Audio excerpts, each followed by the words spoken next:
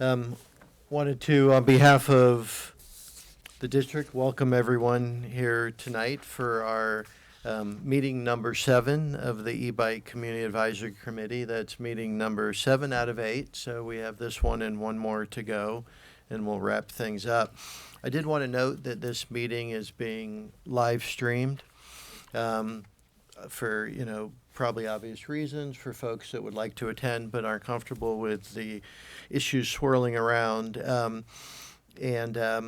For folks that are participating via the video link, you do have the opportunity to provide comments via an email, and those comments would be taken as all public comments at item 5, the last item at this on the agenda. And the email is ebikecomment, it's just not an S, ebikecomment@marinwater.org. So ebikecomment@marinwater.org. So with that, I'll turn it over to Sam. Summary. Great, thank you, Ben. So just to start out, Ben already mentioned this is the 7th of 8 meetings of the Community Advisory Committee. Really appreciate everybody's work and dedication to the process to date. This meeting's going to be quite a bit different than many of the previous ones. Instead of having an informational presentation, it's really our goal to hear almost entirely from you. I have a very short presentation that I'll run through after we do some introductions, but the bulk of the time is set aside for you to discuss the issues with each other. Just very quickly before we do a round of introductions, I wanted to run through the agenda. At the end of this process, the primary deliverable is going to be a summary of all of your data and all of the input that you've provided in what we've labeled here as a CAC summary report. So I'll talk a little bit about what that document's going to look like, and then roll right into the input that I've received from all of you since the February 11th meeting. At the end of the day, though, what we want to hear from you is some items that maybe we can generate some consensus on amongst the group. It should be of no surprise that there's a variety of diverse opinions on this group, and that on some of the key questions, you're all still pretty far apart, and that's okay. We kind of anticipated that. But my hope with this discussion is that instead of focusing on all the differences of opinions that you have, that we can generate a few ideas that can move forward to ultimately the board and staff as they kind of noodle their way through these issues and come up with a policy at some point in the future. So that's really my hope here. I have kind of a structure for that discussion once we get to that agenda item that I'll run through with all of you. But before we do it, I do, of course, want to note if folks could speak very clearly into the microphone so that everyone can hear.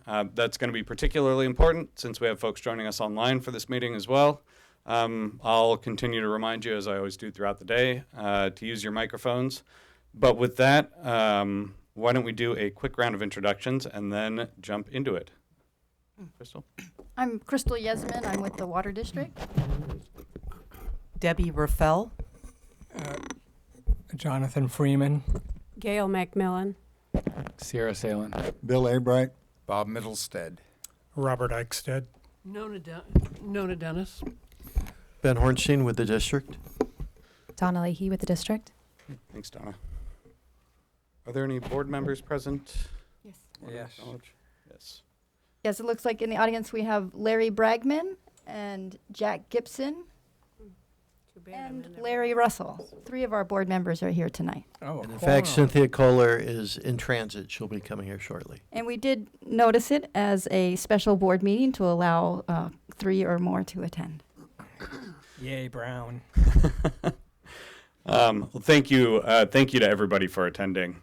Before I jump into the presentation here, Ben, did you have any additional remarks you wanted to make?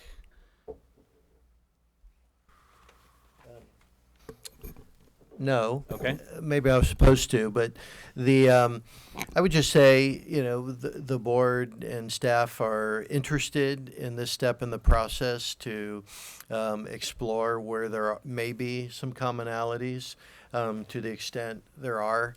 And regardless, this entire process has been very informative to date and will inform the process. But I do really look forward to these next two meetings to see, are there some elements anyway of agreement or commonality? And I look forward to watching and participating as it makes sense into the process. Thank you, Ben. One other thing I would like to note, I know there were a couple of requests for some of the information on the locations of pictures taken for the bike impact presentation last time. If you can just reach out to myself and Sean directly on that, CC both of us, then we can try to get that information for you. All right. Let's go ahead and jump into it. As I mentioned, at the end of the day, there's going to be a summary report developed. The final summary report of CAC activities is going to include all of the categories that you see listed here. And it's going to present kind of a summary of your input to date, and in particular highlight any recommendations that you were able to kind of reach consensus on, recommendations or items, whatever we want to call it. We'll start the document out with just a description of the background of district watershed lands. So this will include a short overview of watershed lands, trails, and roads currently open to bikes, and provide an overview of the input received way back in December 2018 that sort of launched this whole process. So that'll give sort of an overview of where we started. And then we want to roll into a recap of the e-bike CAC process, including the criteria that was used to select all of you participants. Some of the results from the assessment that I interviewed all of you on very early in the process, and then just an overview of the meeting topics and schedule. And then finally, we'll close out with a summary of the input to date, including any recommendations that you all provided, based on the conversations that we've had with you, sort of the perceived level of support or comfort around each one of those. And then, as I mentioned earlier, really focus on any potential consensus items. I'll keep kind of hammering that throughout the day, but that's really what we're hoping to focus on. The items that you all might be able to come to some agreement on, not the items that we know that there's still a pretty large variance on. All right. As we've done in the previous meetings, we just wanted to give you a quick update of where we are in the process. Ben already kind of summed this up, but you've received presentations on a number of topics. Between the current e-bike technology from the Bosch folks, an overview of e-bikes in other jurisdictions, and how those are being treated by some of the neighboring land managers. You got a presentation on the roads and trails management plan, some discussion of e-bike users in relation to other groups, and then an overview of the Slow and Say Hello campaign. I know this is probably the hottest ticket on the list, but there was also a presentation on battery safety issues. We fully acknowledge and understand that there's still disagreement on the items that were presented during that presentation, and I'd kind of like to highlight that and point it out in the report so that it's clear to everybody what those differences of opinion were. At the last meeting, we talked a little bit about enforcement actions and some of the bicycling impacts to land. So not just e-bikes, since obviously e-bikes aren't currently legal on district lands. But we did point out some of the impacts that staff are regularly seeing up there on both in-network and out-of-network trails, fire roads, and those illegal social trails. And here we are today. We have two meetings left. Today we're hoping to discuss the recommendations that you've all worked hard and put together for us, and then we'll wrap that up by reviewing the final report at the last meeting on April 14th. Hopefully at this point everybody has that in their calendar. Yeah, Ben, please. I have gotten some comments, so I think it's appropriate to share with everyone how I've responded in terms of, okay, so then there's a final report, what next? And at this point, the thinking is what next is that staff would, from the report as well as the overall process itself, would bring the report to the board in context of a staff report that, based on where we are in the process, it'd be nice if it says, see as attached recommendations, we have a consensus of the committee and we recommend, going forward in that fashion. But, however it plays out, the report would begin to provide, some options and alternatives for how the board may want to consider this issue, in part, and probably in large part, based upon the process of this committee and the hard work you've done as indicated in the report. And I suspect that wouldn't be the meeting asking for board action, but it would be the start of the process.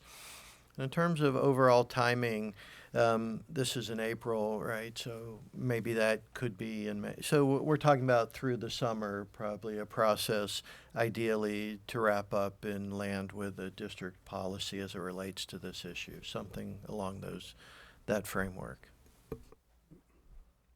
Thank you, Ben, for that clarification. So I want to spend a little bit of time going through a summary of all of the input that you've provided. I have 3 short slides. I'm hoping I can run through these and then just open it up to your comments. If I missed something in the summary that I'm providing, now is a wonderful time to hear about it. But if I can just get through these 3 slides, then we'll have probably 20 to 30 minutes of just clarifying questions on this. The first slide that you see here has kind of 4 main topics on the questions that we asked around e-bike access generally. That is, should or should e-bikes be allowed? Should or should not? I'm butchering this sentence. Should e-bikes be allowed on district lands on those natural surface fire roads currently open to bicycles?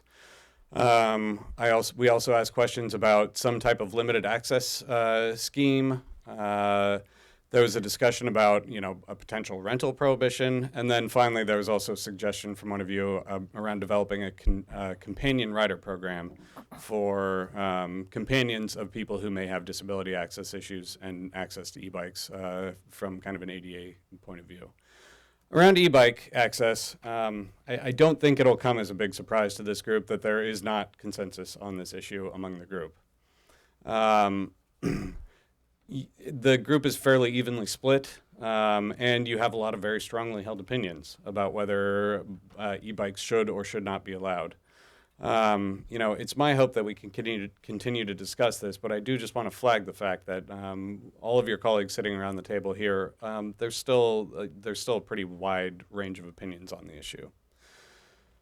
When it comes to some idea of limited access, be that opening certain trails or trails on or fire roads on certain days of the week, there was pretty limited to no support among all of you for some type of limited access model. I think pretty much all of you pointed out that restricting access to specific trails or fire roads would be very difficult to enforce. It shouldn't come as a surprise, and it'll be a common theme throughout many of your comments that you raised resources as an issue, and the ranger staff, as great of a job they do, there's just not physically enough of them to enforce some type of limited access model. Similarly, for some type of rental prohibition, we heard from, I believe, every single one of you that a prohibition on rentals probably isn't practical. Some of the specific concerns that you raised include, again, sort of the resources and cost of administering this kind of program and enforcing rental requirements on the watershed, but not on surrounding areas, which may allow e-bikes. There was also the point made that, that some type of rental prohibition might work for bike shops here in Marin, but people can bring bikes from outside of Marin. They could rent them in the city or in the East Bay or any number of other places and bring them here. And administering some type of, Bay Area or region-wide program around this would be challenging, to say the least. That was pointed out in a number of the comments we received. And as I said, one individual suggested the development of a companion rider program for family members of persons with disabilities. There wasn't, either people for or against this idea, but it was raised, and I just wanted to point out it's one of the options that was suggested. Some of the additional topics that we talked about were some type of registration program or some type of trial period. These are both ideas that have been floated throughout the entire process, dating all the way back again to that December workshop. I was a little surprised on some of these. There was mixed support for a registration program. It was split largely along the lines that you would expect. Those in favor of e-bike access were generally supportive of some type of registration program, maybe similar to the Camp Tamarancho trail system and the great registration program they have. But those who were not in favor of e-bike access were obviously also not in favor of a registration program. It was pointed out that, again, it could be challenging to implement since the impacts of e-bikes are likely very similar to conventional bicycles in most cases. A couple of people pointed out that why would you just have a registration for e-bikes if the impacts are more or less the same as the impacts for bicycles? Again, notwithstanding the battery issue that I know is a separate thing. For the trial period, this idea did have a great deal of support among those that are kind of in favor of e-bike access generally. I think you discussed this at some length during the last meeting, and I've heard a lot of people that have pretty firm views about it. But again, it was split along those lines of, those in favor of bikes were interested in some type of trial period generally, and those not in favor really weren't. As we move into the discussion phase of the agenda, though, I just wanted to point out a few things, a few sort of criteria or questions for the trial period that people thought could be useful. The ones that I received include quantifying the number of riders to see if e-bikes are actually contributing to crowds. There's been a concern raised around the idea of kind of a carrying capacity for the watershed and that trails would be too crowded on e-bikes. And those in support of a trial period pointed out that we really don't know, and until you do some type of quantification, you can't tell for certain. Another one of the key criteria that folks were interested in hearing about is determining whether or not e-bikes do, in fact, cause kind of unique negative physical impacts on district lands and natural surface fire roads, separate from sort of those conventional bicycles. And then finally, the last point that folks raised was, or a question to be answered during a trial period could include whether conflicts between user groups increase as a result of e-bike access. Again, we don't know the answer to all of these questions.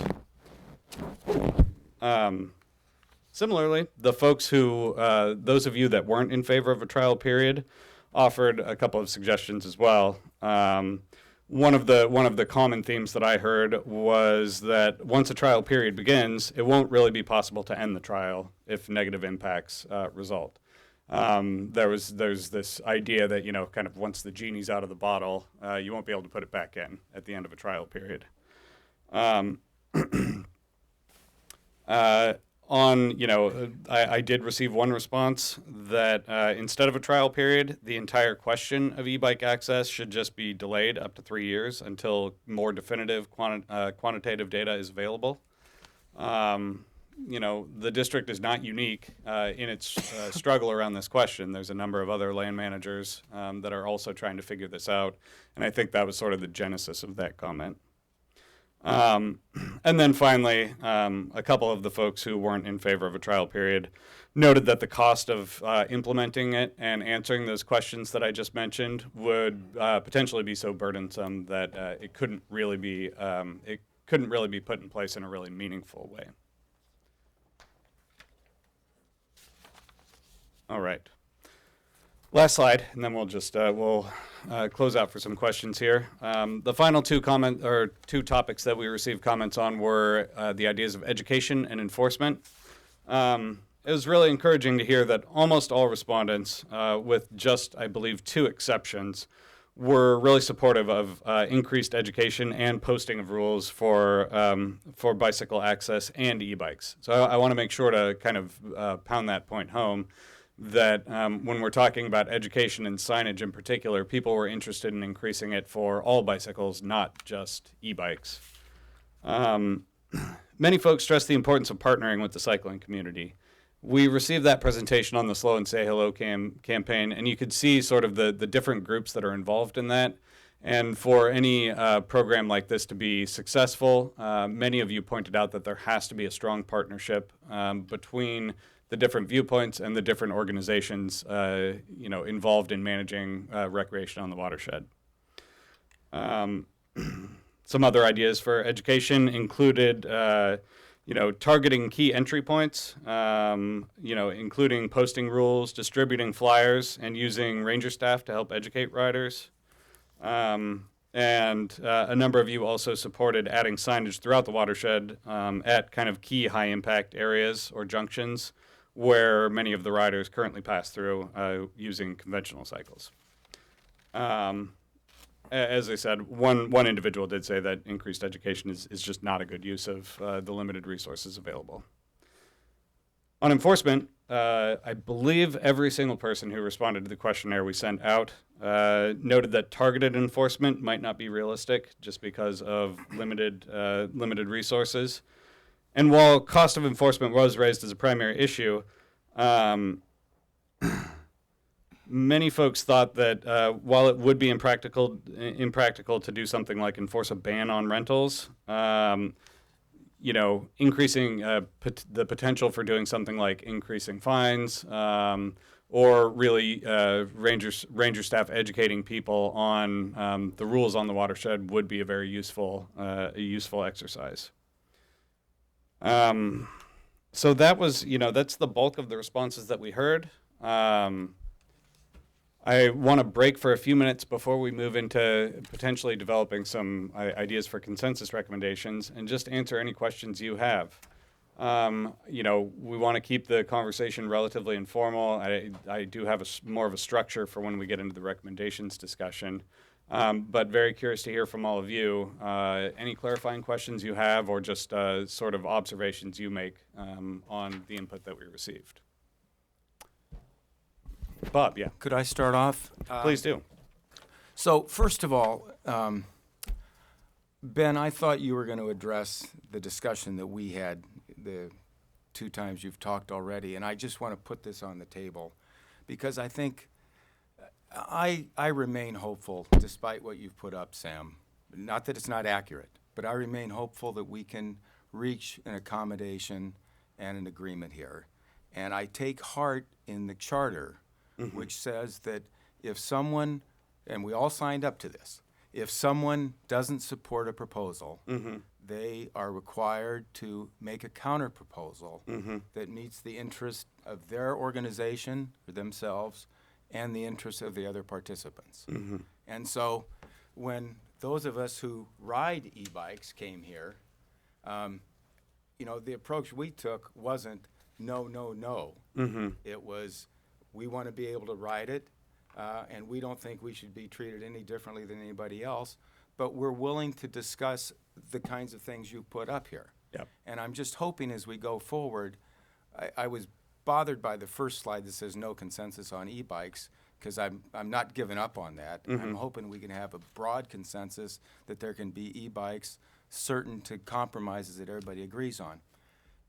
But the other thing is, I just think it ought to be clear at the start that a lot of us feel personal about this. I feel very personal about this because Absolutely. This is the way I've enjoyed life and exercised and had recreation for the last 50 years. And in the last couple of years, I haven't been able to do it, except for e-bikes. And so when people are opposed to e-bikes, I take that personally, unless they come up with something where they say I'm harming them or I'm harming the environment. And so when the battery guy got up and tried to scare the heck out of people that the mountain was going to catch on fire or batteries were going to, I cross-examined him. I thought it was a fair cross-examination. I made no bones about how I felt and that he didn't have any data and he didn't know what the heck he was talking about when it come to e-bikes.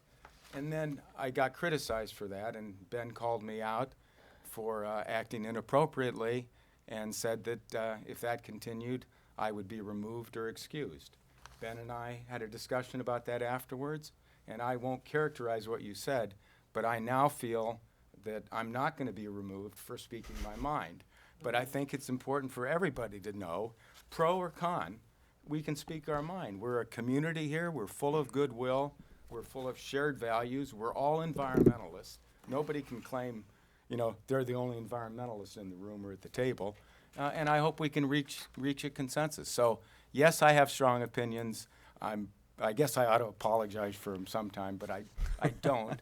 And I just hope that clears the air to some extent. Yeah. Thank you for that, Bob. And pointing back to the charter is really helpful. You all did agree early on to sort of approach this entire process in the spirit of trying to build consensus around some recommendations. And on those areas where it might not be possible, that's okay. But as Bob, I think, very correctly points out, it is important to provide an alternative suggestion then. Ben. Not to belabor this point, but I did want to note, Bob, that I understand your feeling based on the prior meeting that I called you out, but I certainly didn't call you out individually or point or by name, because I would never do that in a public venue. But I do understand the perception, and we had a good discussion about it. I think everybody knew who you were referring to. But be that as it may. Except me. Thank you, Ben. I will note, you weren't at the meeting where you were criticizing me for, but so be it. But Thank you. There was one other thing I wanted to say that, Yes, please. just in the way of a preliminary comment.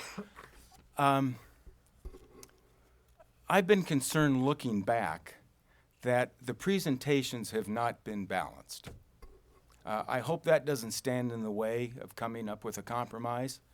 But we heard last week, for example, and here I do think I was a little intimidated because I didn't point this out, but that chart on impacts of bikes on the watershed, that stuck in my craw when I looked at it afterwards, because it talks about trail erosion, compaction of soil, but I thought we were talking about fire roads. Mm-hmm. That's all we want to write on is fire roads. And if there's a problem with trail erosion on the fire roads, I think instead of just putting up a slide that says that, there ought to be some data, or there ought to be somebody who knows what they're talking about actually supporting that. And you can go down all of these bullet points. Pathway for invasive plants. I mean, that sounds terrible. But when you think about it, Eldridge Grade, because we ride bikes on it, is now a pathway for invasive plants? I don't think so. Trampling of native plants on fire roads? Really? So I'm concerned that was one-sided. And, the flip side of all of this is the health benefits of aging people riding bicycles. And we haven't heard anything on that. Mm-hmm. And instead of an hour on this fake battery fire hoax, hate to quote that word, but that is what that is. Nobody said anything about health benefits of aging, continuing to be able to exercise the way we like to. So I'm concerned about the lack of balance in the presentation so far. And as I say, I hope that doesn't stand in the way of reaching consensus. No, thank you. Your comments are, I think, very well spoken. Appreciate it. Gail. So I'm not going to be as eloquent as you, but as I understand it, you have been riding an e-bike on the trails with a handicap, okay? And I think No, not the trails, the fire The roads. natural surface fire roads. With an okay, because I think, didn't you talk to? I talked to the ranger because of comments that Okay. you and others made. The ranger called me Sunday morning, bright and early, or Saturday morning, and he knew why I was riding, and he said it was okay. But my point is, so you're okay to ride there as a handicapped person on the fire road with an e-bike? Yes? I'm legal. I asked. I'm legal to do that. Under ADA, okay. but if so you're- they're allowed. So we don't have to go there. I do worry about batteries. No matter what, people will go off if they're handicapped. It may be difficult for them to, if something comes up, to throw the bike over in the middle of whatever. I know you're not worried about batteries. You haven't had any problems. There are some other things, the San Francisco thing, which Lyft did. I think many of my colleagues said that there isn't enough information to make all this stuff go away. Why are we doing this? Because it can't be all bad. We don't have enough information. Well, if we don't have enough information, how can we make it okay to go forward? Do we want to take a chance on fire or mayhem or whatever? I had suggested that we do postpone it till you get more information, because I keep hearing there's not enough information. And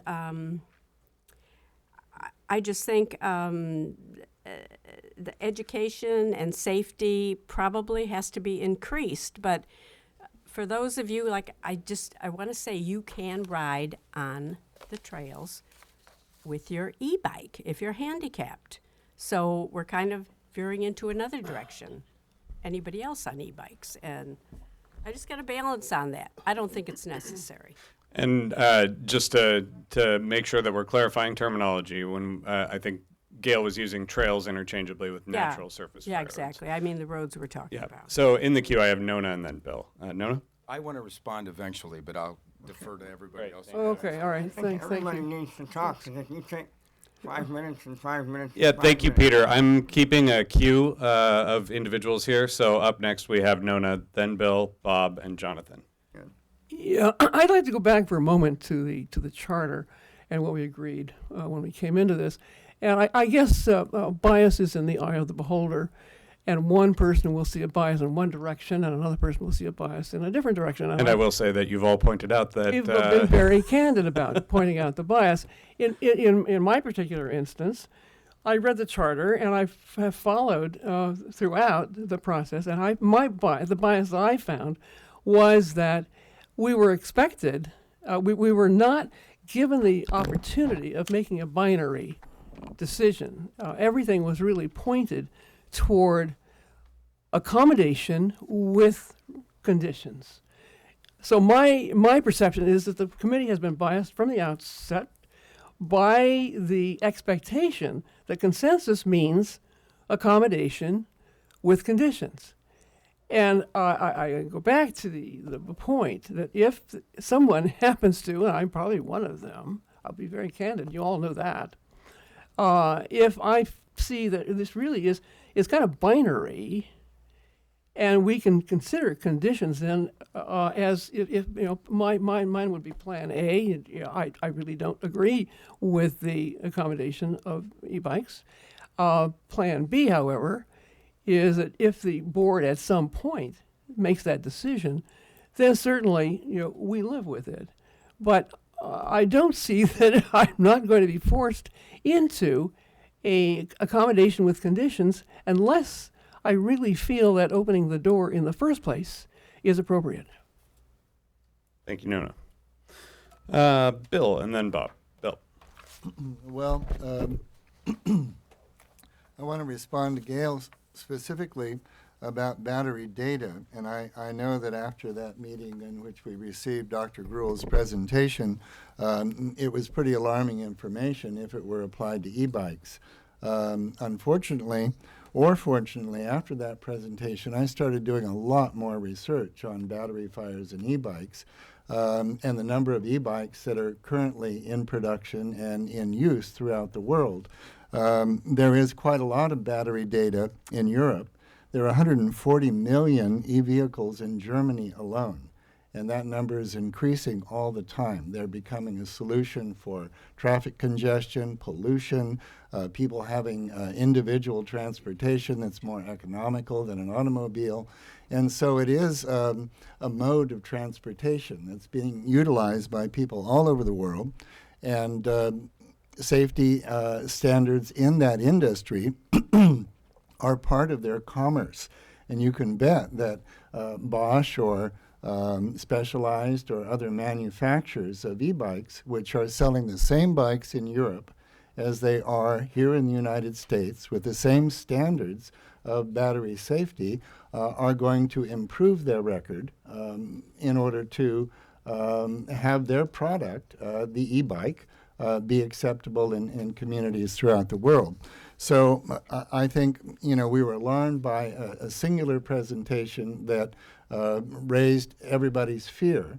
But on further research, I think that we can respond. We can respond to your fears and to everyone else's fears that it is extremely unlikely for e-bikes to cause a fire in the watershed, especially in the middle of a fire road.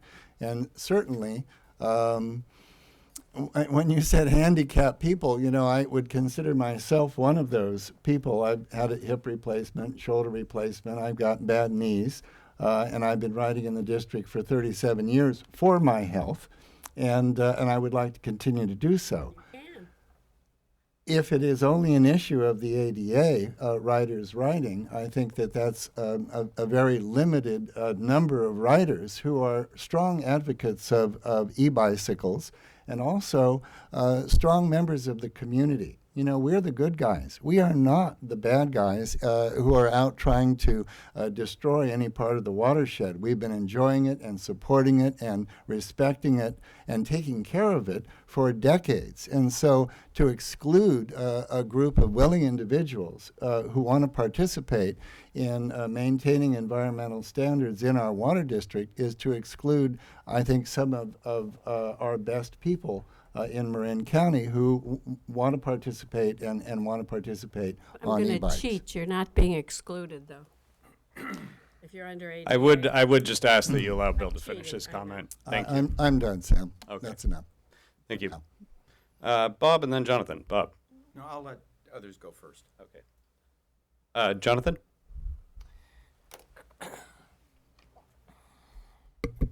Thank you.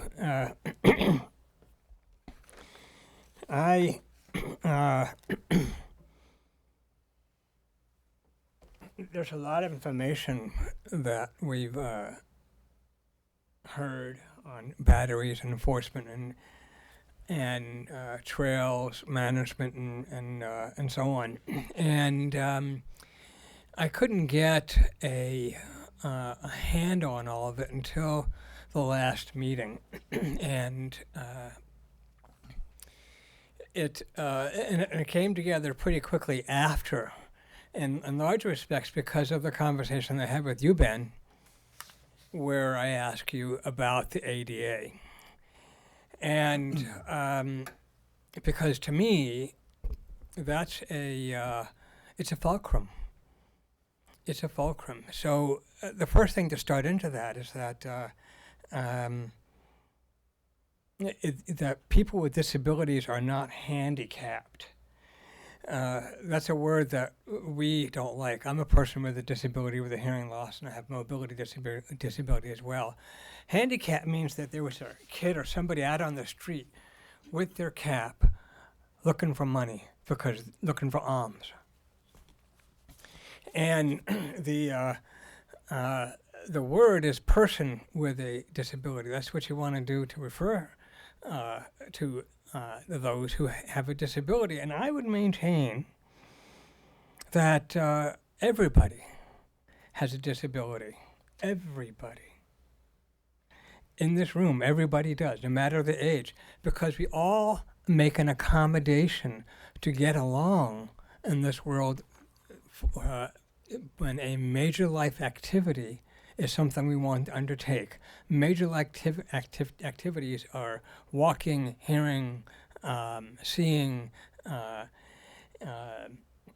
and activities such as exercise and so on and so forth, and just sitting in the kitchen trying to open up a bottle. I have arthritis here. I got to find different ways of opening it up. It's a major life activity is cooking and eating. So the other thing about the Americans with Disabilities Act is that the disability does not have to be permanent. It can be temporary. And the thing that I recall is that severity does not matter either. So it can be slight, and that then gets to what about the accommodation? And the accommodation is made by the institution. Here would be MMWD. It's a reasonable accommodation, as long as it doesn't impose an undue burden.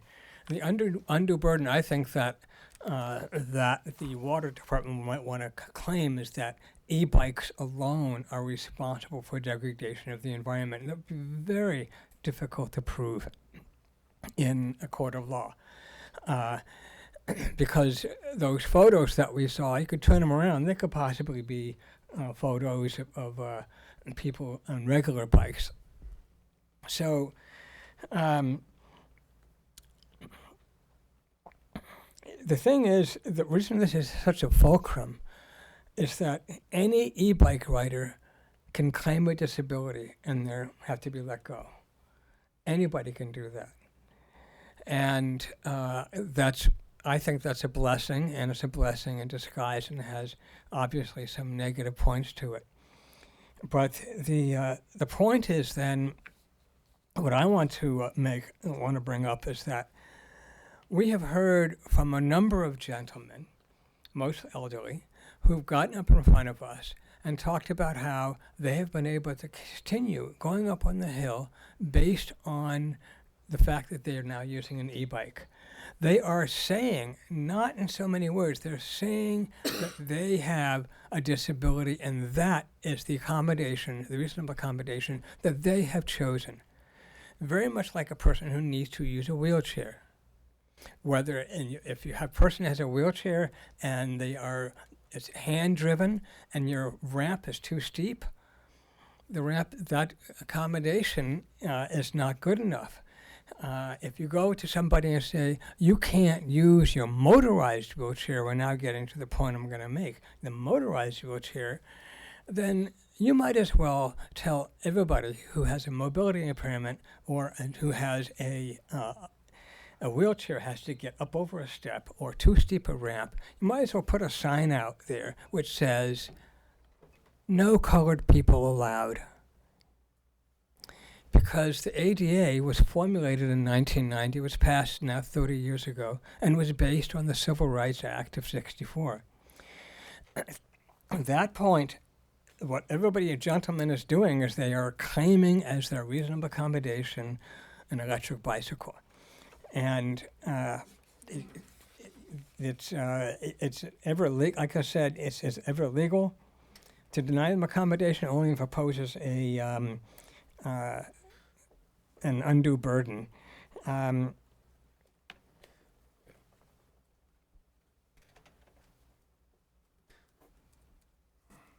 So as thinking about this, we have had a trial program already for years. It's everybody who's been using an e-bike because of their disability. That's the trial program. Is there any data or evidence that we have from that? So that's why I don't think a trial program is something that's necessary. There's issues about registrations and permits and so on and so forth, but my thought is if you're going to make me tell everybody that I have a disability and be able to ride my bike, you might as well make me wear a 6-pointed yellow star which says Uden on it. I'm going to dial the conversation back a little bit, Jonathan. Yeah, I know, but I'm bringing this up because it's a fulcrum. Again, we've had the bikes out there. We have had no problems with them. And so I'm not looking for registration. I'm not looking for enforcement might be a possibility, but good luck with only 7 people. Sam, could I? That's I just wanted to give one last point on that. Before you do, I do want to point out to the group, whether you agree with it or not, I want to make sure that the dialogue remains respectful, and there is a difference between e-bike access and something like the Holocaust. I just want to make sure that everybody is very clear on that point. Ben, I had said nothing about the Holocaust. Thanks. Let me move on substantively, if I could.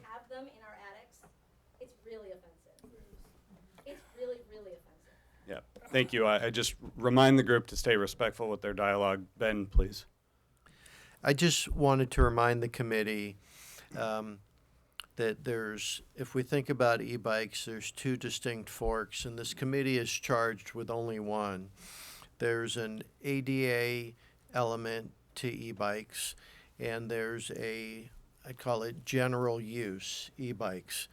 This committee is charged, we're asking the committee to consider strictly a policy that the Board of Directors may adopt dealing with general use e-bikes.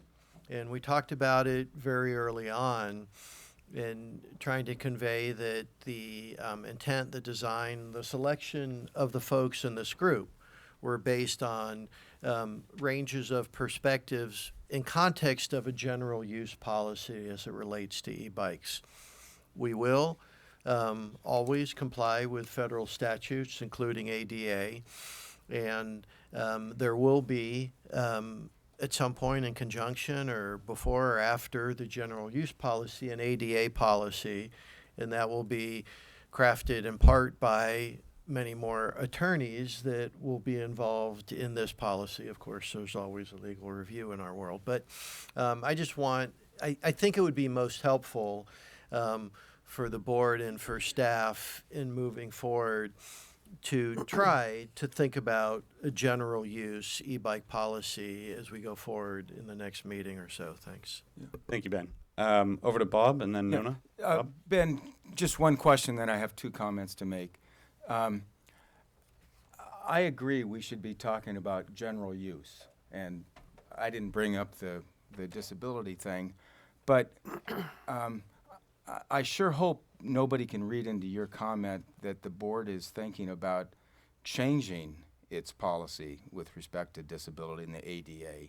I hope that's not the suggestion. You already have a policy, I think. Unless I'm corrected, we do not have a specific policy as it relates to ADA compliance in e-bikes. We have a practice that has been discussed here to ensure ongoing compliance with the statute.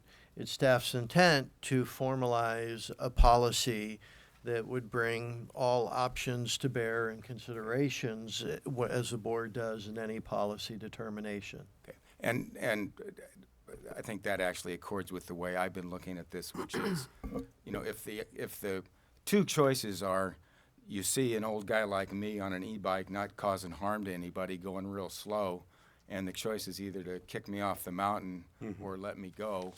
You know, if this is a way to let us go, that's fine. But that's not, I agree, that's not what we're discussing. Here's my general comment, two general comments. One is, you know, everybody's smart enough to come up with reasons to support their predilection. What we're really talking about here is attitude. Are we going to have an open attitude, an inclusive attitude where we work together to try and find a way to keep everybody happy, to let hikers, joggers, equestrians, e-bikers, regular bikers, everybody who wants to use the mountain and isn't causing trouble to anybody, are we going to find a way that we can continue to peacefully coexist? Or are people going to say, I don't like this kind of user, I don't like that kind of user, I've got a lot of political clout, I'm going to, you know, throw my political clout around and I'm going to just go my way. Here's what bothers me about the attitude. One member of this committee suggested that the reason we need e-bikes is low motivation and bad lifestyle choices make it so that we can't ride regular bikes anymore. And the comment was, you can't make it up the hill like you used to. Get off and push like you did as a child. Now, to me, that's not... Excellent comment. Okay, I know you feel that way. That is not the way I think of it. A generous, a charitable, a Marin County-like. It's not even... Well, I'll just stop there. But so what we're talking about is attitudes. And Gail, I looked at your application and I liked it. You said, as a social worker in senior settings and a lifetime hiker, I can see both sides of the proposal to introduce e-bikes to trails. And so what I hear you saying is, but we don't know enough about e-bikes. And my answer to that is, we know plenty. We know. Colleagues have said that, not me. No. There isn't enough information. There Okay, isn't but enough you were information. repeating it, so I'm responding to that. On water quality, we know that e-bikes do not cause harm to water quality. You know how we know that? because we got water quality experts all over the place at the water district. And if e-bikes or regular bikes were causing degradation to our water quality, we would hear about it. Nobody wants to destroy our water quality. If bikes were doing that, we would hear about it. So it's a matter of common sense on environmental impact. Riding bikes on a fire road does not endanger species, flowers, animals, or anything. Riding bikes any more than hiking. You know, they don't grow on fire roads. If you think of how many acres we have of watershed up there, that's plenty of room for stuff to grow. So I think it's an attitude. Finally, on reality. I was very disappointed that nobody signed up for the demonstration of e-bikes. Now, I understand not everybody wants to ride a bike, but part of it was to demonstrate how e-bikes work. I've got a picture here for people who haven't seen e-bikes and for people, Robert, who think these are motorcycles. These are the two new Specialized bikes. We know about e-bikes. And, huh? We know about e-bikes. Okay. I see them every day of my life. I work with them at China Camp. Okay, but I've they been look very indoctrinated. similar. Hard to tell the difference. But my point is, if you may know about e-bikes, but I wonder how many people know about the fire roads on Mount Tam and how infrequently they're used. I go up there all the time, almost every day.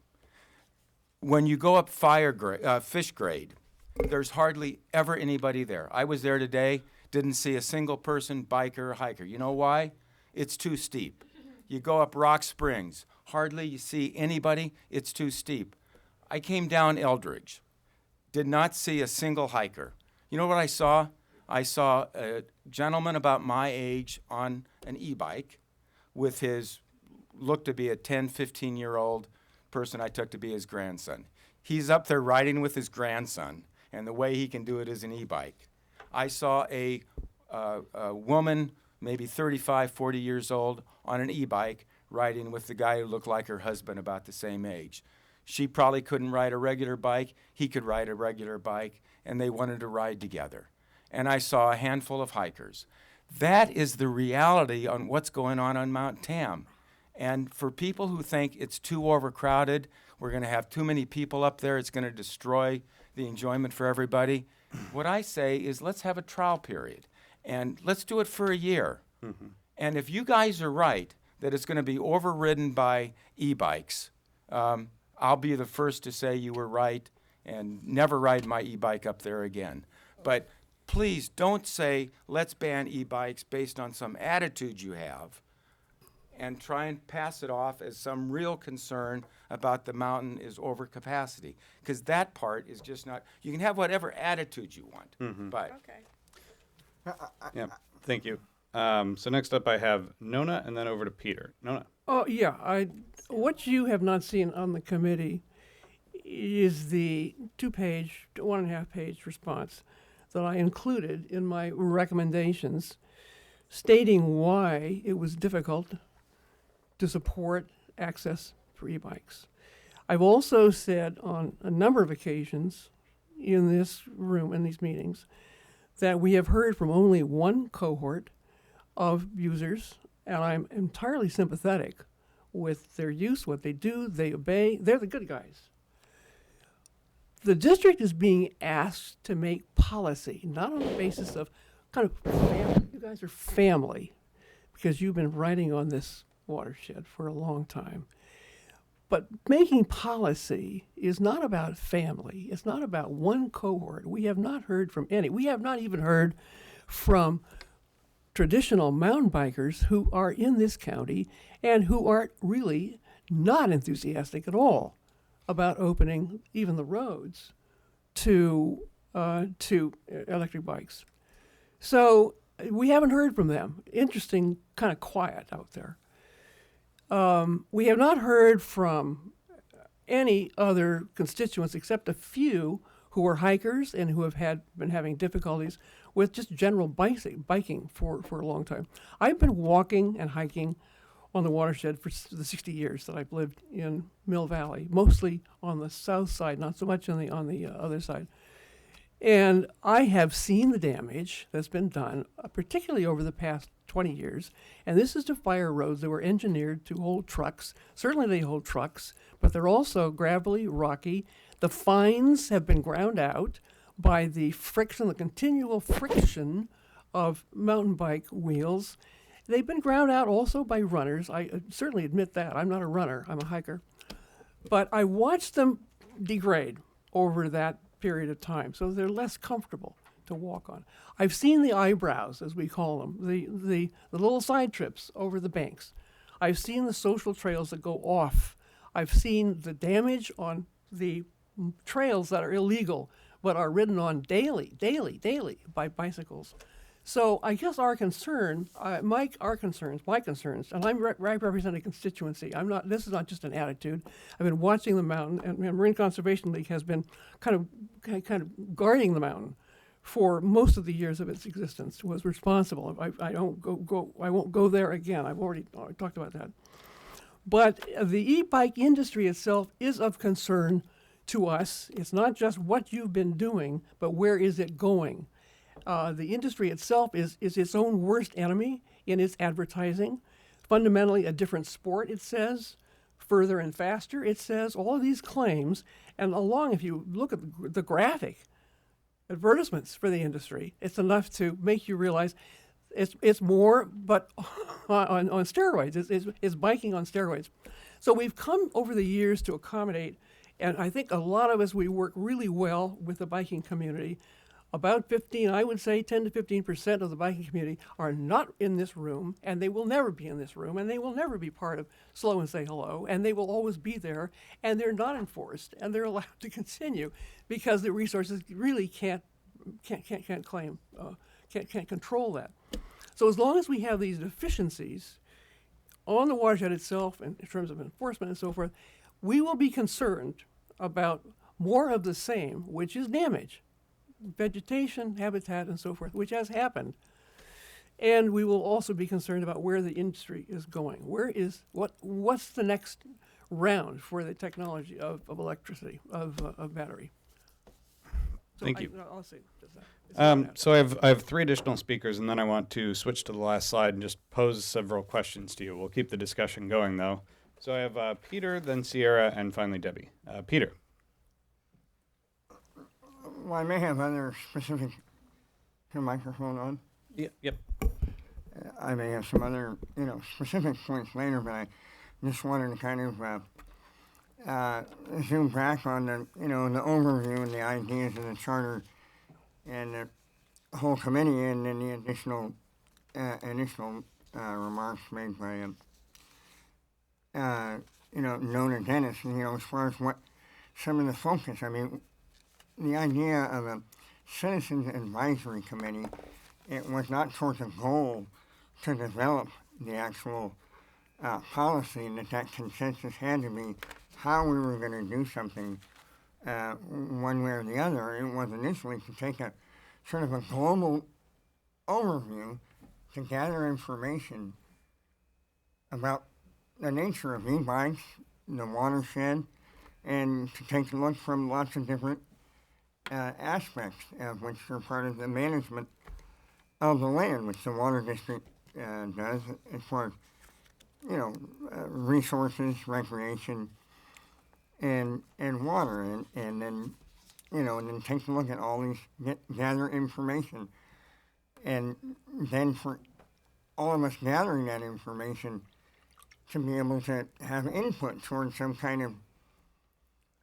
reporting, and reporting on things doesn't always boil down to something that says, hey, do this, or hey, that's fine. All it is something, and the district can take a look at it, and it's not, as been mentioned, binary, either or.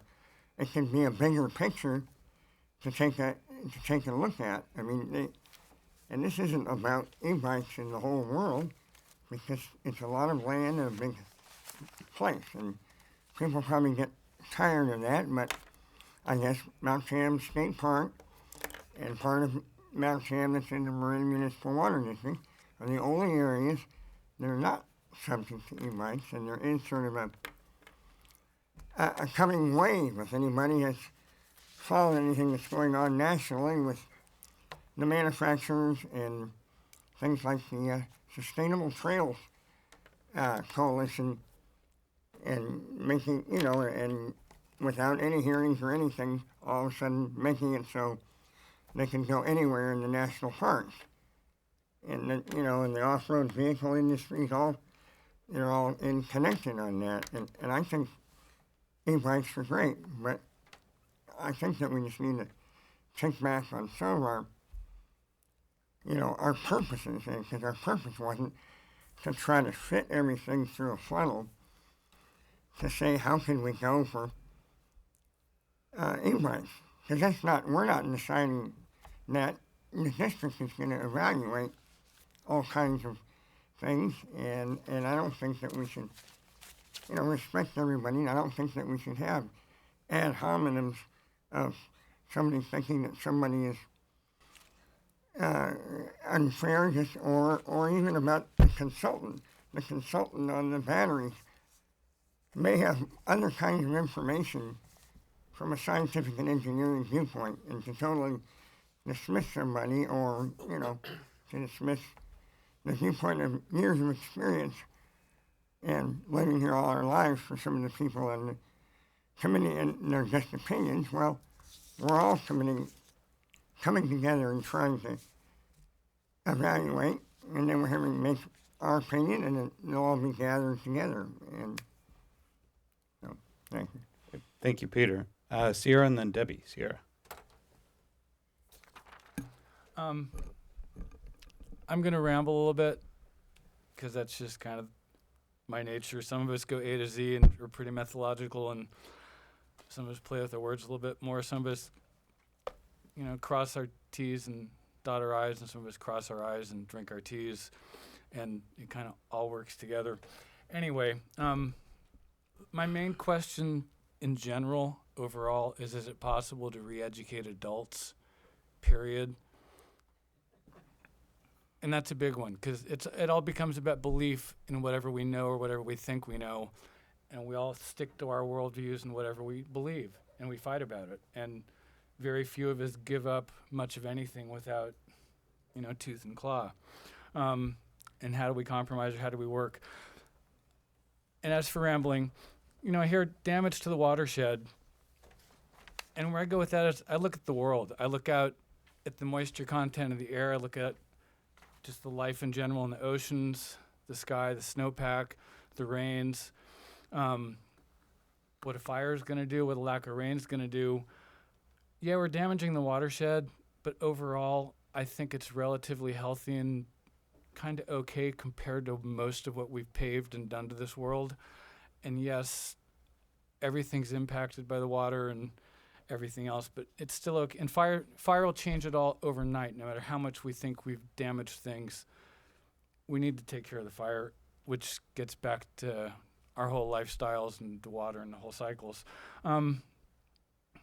This I'm just going to put out there. This is more off the wall than most other things, but can I go swimming in the lakes if I claim it's for ADA? I'm like skinny dipping because I have to get sun. Okay, forget that. Sorry. Personally, I don't think the e-bikes are doing a service to most humans, especially youth. I think we need to get out and actually use our muscles and our lungs and work out. And I see a bunch of kids on e-bikes and stuff, and I kind of shake my head, partly for health reasons, partly for safety reasons, because you can get a whole lot more hurt flying through traffic unawares on an e-bike. But I mean, not necessarily. But point of that is, I don't think we all need e-bikes, and I really don't think younger people need them at all. We all got along pushing not so much let's get off our bikes when we're 80 and push our bikes up the hill, but we need to figure out how to use our bodies and work them out to begin with. And if we never do, then we're just going to be out of shape and heart attacks and all this other stuff.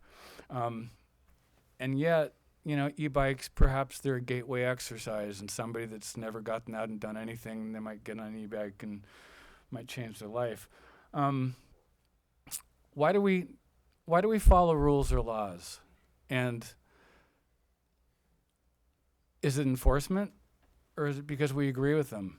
And whatever policy and laws we have, the more reasonable they are and the more that they actually work with what's actual real and how people live and how people treat each other and act, the more people are going to follow them.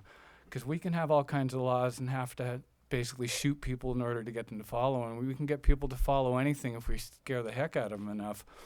But that's not a very good rule or a law. So I'm suggesting that people are only going to follow the rules for speeding or whatever it is if they're reasonable. So how do we have reasonable rules? As far as various disabilities, you know, we're all disabled by our worldview and our personalities and our beliefs, and that kind of creates it all. And we all make accommodations for everybody else. And our accommodations to other people's worldviews more and more in this world as we tend to just fight with each other or dismiss other people because our worldview and our beliefs are correct and everybody else is not somehow. And that is probably the biggest disability that we have, which goes back to, is it possible to re-educate adults? What does ADA actually mean? Can anybody claim ADA for anything on the mountain, or does that ever get challenged? I mean, can you actually ask somebody what their disability is, or do we have to go along with anybody says, oh, I've got a disability, and that's just it? Kind of like somebody putting a 300-pound St. Bernard in a shopping cart and calling it a, you know, whatever, service dog. And I mean, there's some kind of balance for that. And I can understand that there's not the manpower for enforcement on the mountain, and it's certainly easier to ban something than to deal with it. But then that also goes back to education, and how do you have education so that people follow the rules because they think they're reasonable and call other people out on them because they're not following them. I hear a lot of fear of, you know, the younger folks that are a little bit hot-headed and stronger and can go fast and whatever, but they can do that also without an electric bike, as opposed to, you know, more us gray-haired people that might have a little bit more impulse control sometimes. And it was my suggestion, maybe other people did too, for banning rentals, which goes back to education. And I mean, personally, I feel like people that rent the bikes are going to have the least knowledge of anybody on the mountain. They're not going to be least familiar with the rules. They're going to be least familiar with the terrain. They're going to be least familiar with the whole thing. And my feeling on banning rentals was just that was going to cut down that. So how do you do the education? Mm-hmm. How do you have signage and education so that if you are going to have people on bikes, I mean, it's not just e-bikes, any bikes. And it comes down to education and enforcement. And a bike for me is just a bike, which one last thing is, you know, some people have enough money to have an e-bike and another bike and that kind of bike and this kind of bike.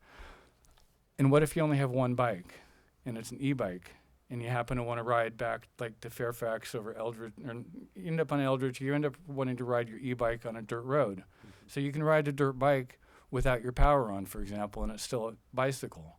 So what I'm getting at is it's not necessarily the bike, it's how it's being ridden. And somebody can be a real jerk on an e-bike or a regular bike. And, it, you know, rules and regulations and enforcement. Do we have sane regulations? And can we live together? And is it possible to re-educate adults? I mean, I don't know. I've been grappling with that for a few years, and I haven't been able to come up with much of anything besides 2x4 or some pretty big non sequiturs where maybe you hit somebody with something in their eyes and you get a fraction of a second where you get an in where they just kind of look at you and maybe perceive reality in a different way for a second, and then the movie starts up. But I don't know.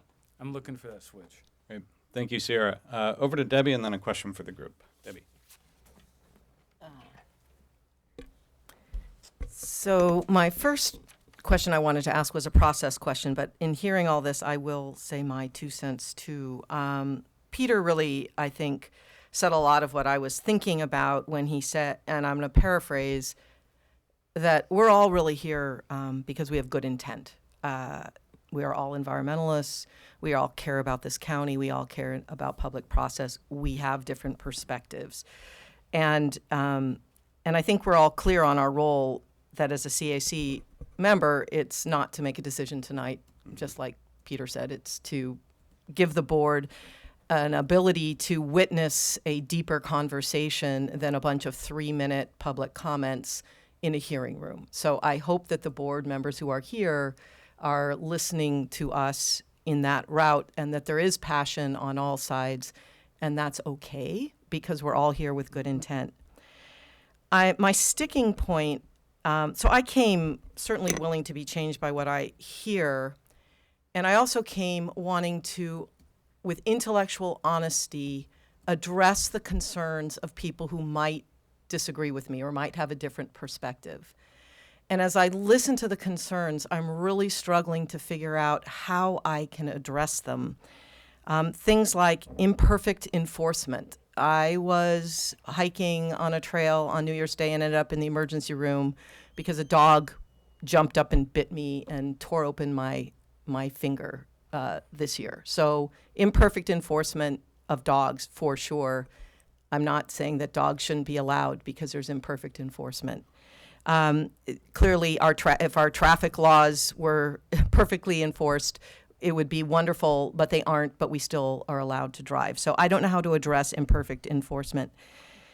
Fear of the future of the industry. I don't know how to address that. I don't know what we can do to accommodate a fear of the unknown. Waiting for some level of proof of certainty. So I've worked a lot on this issue of what's called the precautionary principle, and what that has said to me is that requiring proof of safety is as elusive as requiring proof of harm, cause and effect. You know, industry has always said, oh, you can't prove that that harm came from that, so therefore you can't sue me. But the flip side of that is not that we have to prove safety, because that is just as elusive. And so the only answer to proof of safety and proof of harm is no action at all. And I think for me, no action at all is a possibility, I suppose, but it's a decision that I would like to be based on something more than a fear of the unknown. And this idea that and I also believe that the democratic process is a participatory one, and that the world is indeed run by those who show up. So if there are voices not being heard in this conversation, that is not the responsibility of this group to address that. This group is here because we are present, we have been chosen, and it will be the board's purview to say, all right, well, the perspectives that are missing need to be heard, fair enough. And if those perspectives don't offer themselves up in the process, that isn't, to me, a reason to, again, have inaction. So I guess, and what it all comes back to me, because Nona is so eloquent, and she said so beautifully that her challenge is this idea of accommodation with conditions, that she can't, that being forced into an accommodation with conditions implies that there is a willingness or an appreciation, or it's okay to have e-bikes. And that if people can't go there, if they can't get, that there is no circumstance at all where e-bikes are okay, then I guess they can't discuss conditions, because that would imply that they were okay. But for me, I'm having such a hard time figuring out how to respond to the reasons for that, because they don't seem respondable.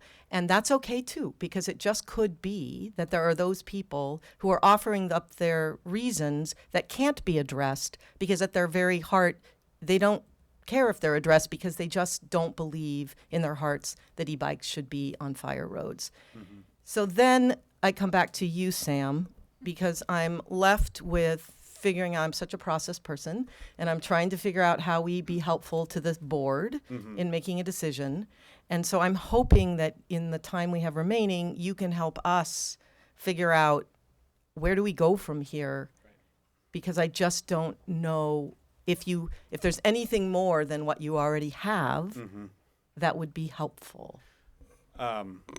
So that really does lead me directly into my next slide. I couldn't have said all of that any better myself. In general, your responses to the questions that we posed to you very much were binary, yes or no. Like I said earlier, those that were in favor of some form of access did seem more flexible around building some conditions. But for those that are not in favor of any access, it is very much a yes or no question. And if you are set in the mindset that they are not appropriate under any circumstances, the conversation on e-bike access to some degree is over. And that's okay. We fully expected that. But what I think, I can only speak for myself, what I'd really love to hear from the group, as we walk through the remaining questions that I have, just consider to yourself how your position may have changed throughout the process. It may have moved in any direction. I think for a couple of you it might have slightly.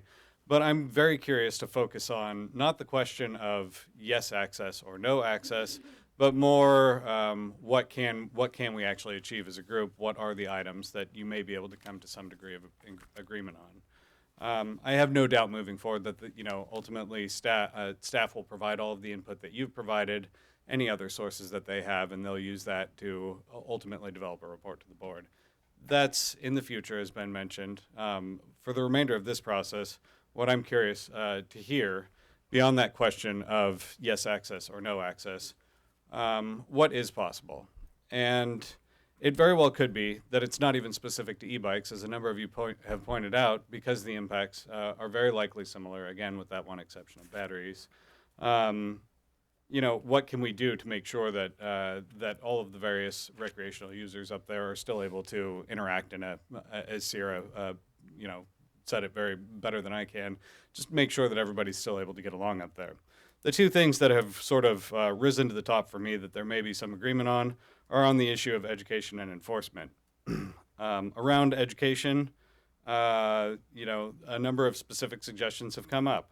Developing a broader educational campaign than the great start that Slow and Say Hello has put in place. Increasing signage, increasing partnership opportunities, and that kind of thing. Likewise, for enforcement, I think you've heard from a number of people that regardless of your opinion on access for e-bikes or not, there may be some opportunities to make enforcement more, more efficient, and make sure that those bad actors, the 10 to 15% that Nona mentioned, may always be riding the bad trails. How do we make sure that enforcement is targeting those individuals and not all of the good actors who have been on the fire trails? Yes, sir. Could we just not officially adopt that percentage of 10 to 15%? Absolutely, I yes. don't know where that comes from. That's a very good point, Bob. Thank you. Whatever percentage it is, there may be, there's a small percentage of folks who may not be good actors. How do you make sure that enforcement is targeting them? So what I'm curious to hear from all of you in the next 25 minutes or so, are there support for these concepts? And, are there additional considerations around education that we should be thinking about right now? Similarly, for enforcement, what does more enforcement look like? What could a stricter enforcement process look like? And beyond fines, are there other strategic enforcement activities that can be put in place to make sure that the watershed is being used, in accordance with policy, and that bikers are still able to use it in the capacity they are? I realize very much that this goes beyond the specific charge of e-bikes alone. But to some degree, there's overlapping. There's a lot of overlapping impacts here. It's largely the same user base. So we're just trying to pick out any items that you may all be able to come to some level of agreement on. I think that was a very long-winded way of trying to address your question, Debbie, but I'm just interested in hearing, are folks generally supportive of these two items? What would they look like? And are there other items that you think we can come to some agreement on? So I have a number of folks in the queue here. We'll start with Bill and then go over to Nona and Peter. Bill. Thanks, Sam. Yeah. With regards to your question, I have changed my opinion about e-bikes on Mount Tam. Part of which I wanted to address the concerns of other members on the committee and try and mitigate the circumstances under which they would consider allowing e-bikes. the educational program, I think, needs to start at a bike shop for anybody who is selling a bike, buying a bike, renting a bike, whether they are going to ride in San Rafael or on the street or eventually find their way to the fire roads of Mount Tam. I think there is currently a lack of adequate information available in the bike shops themselves. Maybe somewhere on a bulletin board in the back room, but certainly not the kind of educational effort that I've observed in other states that I've ridden mountain bikes in Utah or in Idaho. The last time I was in Ketchum a couple of summers ago, at the beginning of the trailhead, there was a beautiful map that identified the available routes that a person might take. And if you've ever been in another state and headed out on the trail, certain that you knew where you were going and ended up being totally lost, that sign was so easy to photograph with your battery-powered iPhone, and then when you get stuck, you could call it up, look at it, figure out how you could get home. We have nothing like that in WD, and I don't know why. I don't even see that in our state park system on Mount Tam. GGNRA doesn't have that. That seems like, excuse me. We have it at China Camp. Thank you, Gail. It's at China Camp. It should be everywhere. There should be clear routes indicated. And along with that, in Ketchum in particular, I'm awfully sorry, I'm not sick, but Very important disclaimer these days. It also indicated what trails were available to bicycles and which ones were not available to bicycles. And when I was riding in Tahoe with some friends, they said, "Oh, what day of the week is it?" I said, "I don't know, maybe it's the 10th." And he said, "Well, it's an even numbered day. That means we can ride certain routes that are reserved for bicycles on that day, and uneven days are available to hikers." And so an arrangement has been made that resolves some of the concerns of the hikers and honors the concerns of hikers and honors the concerns of bicyclists. So I think signage, better signage, and I was talking to Nona after Crystal's presentation in Mill Valley about certain target areas. And I've mentioned this before. I myself have observed bicycles speeding down, I believe it is Indian Fire Road to Hukuiku from the West Point Inn, and I was aghast at what was going on because I was paused on the side talking with a couple of friends, and so how can I participate in helping resolve that? Well, I would be willing to sit at a card table or something on a weekend and try and with Nona or any member of the concerned community to try and resolve some of the issues that involve educating existing bicyclists to be more courteous toward families with dogs off leash, kids in a stroller, a baby in the backpack and one in the hopper, and they are in their most protective mode of their life they're ever going to be on, and they're not going to want to see a bicycle speeding down. So there should be a sign that says a lot of people use this road on the weekend because it's Mother's Day. Maybe on Mother's Day or Father's Day or on any of the events on at the West Point Inn, there should be kind of an agreement that, well, maybe the bicyclists would stay off that road on those days in order to accommodate the fears of people who have real concerns about their safety and the dust and everything else created by bicycles. Partnership opportunities. I think that the Water District will be missing an enormous opportunity if they exclude e-bike riders from participating in experiencing the watershed, because I think e-bike riders in general tend to be older adults who are conservative in nature. They're not speed demons. The bikes are not lightweight performance machines. They're kind of plodding mules that get us around. And they can be a little sporty, but they are nothing like a 26-pound carbon fiber mountain bike, which is much more of a performance vehicle. And yet those are the vehicles that are allowed, and the behavior of the individuals that ride the bike there on a racetrack is the behavior that none of us like. And you say that the mountain bike community is not extremely supportive of the e-bike community, and I think it's directly because they don't want to be called out for their bad behavior, as I am calling them out tonight and saying that that's the kind of activity that's being reflected on us, and it is assumed that we are going to be those characters. And what I'm trying to state is that we are not those characters. Nona made a comment that that MCL has been the guardian of the mountain, and I'd like to know who they are guarding it for, if not themselves. It seems unfair to me that one group should have exclusive right to the mountain at the exclusion of another group. And part of their fear is that we'll get out of hand. I'm saying we're not going to get out of hand if you give us a chance. If you don't give us a chance, if you ban e-bikes, then I think enforcement is going to be a much greater issue.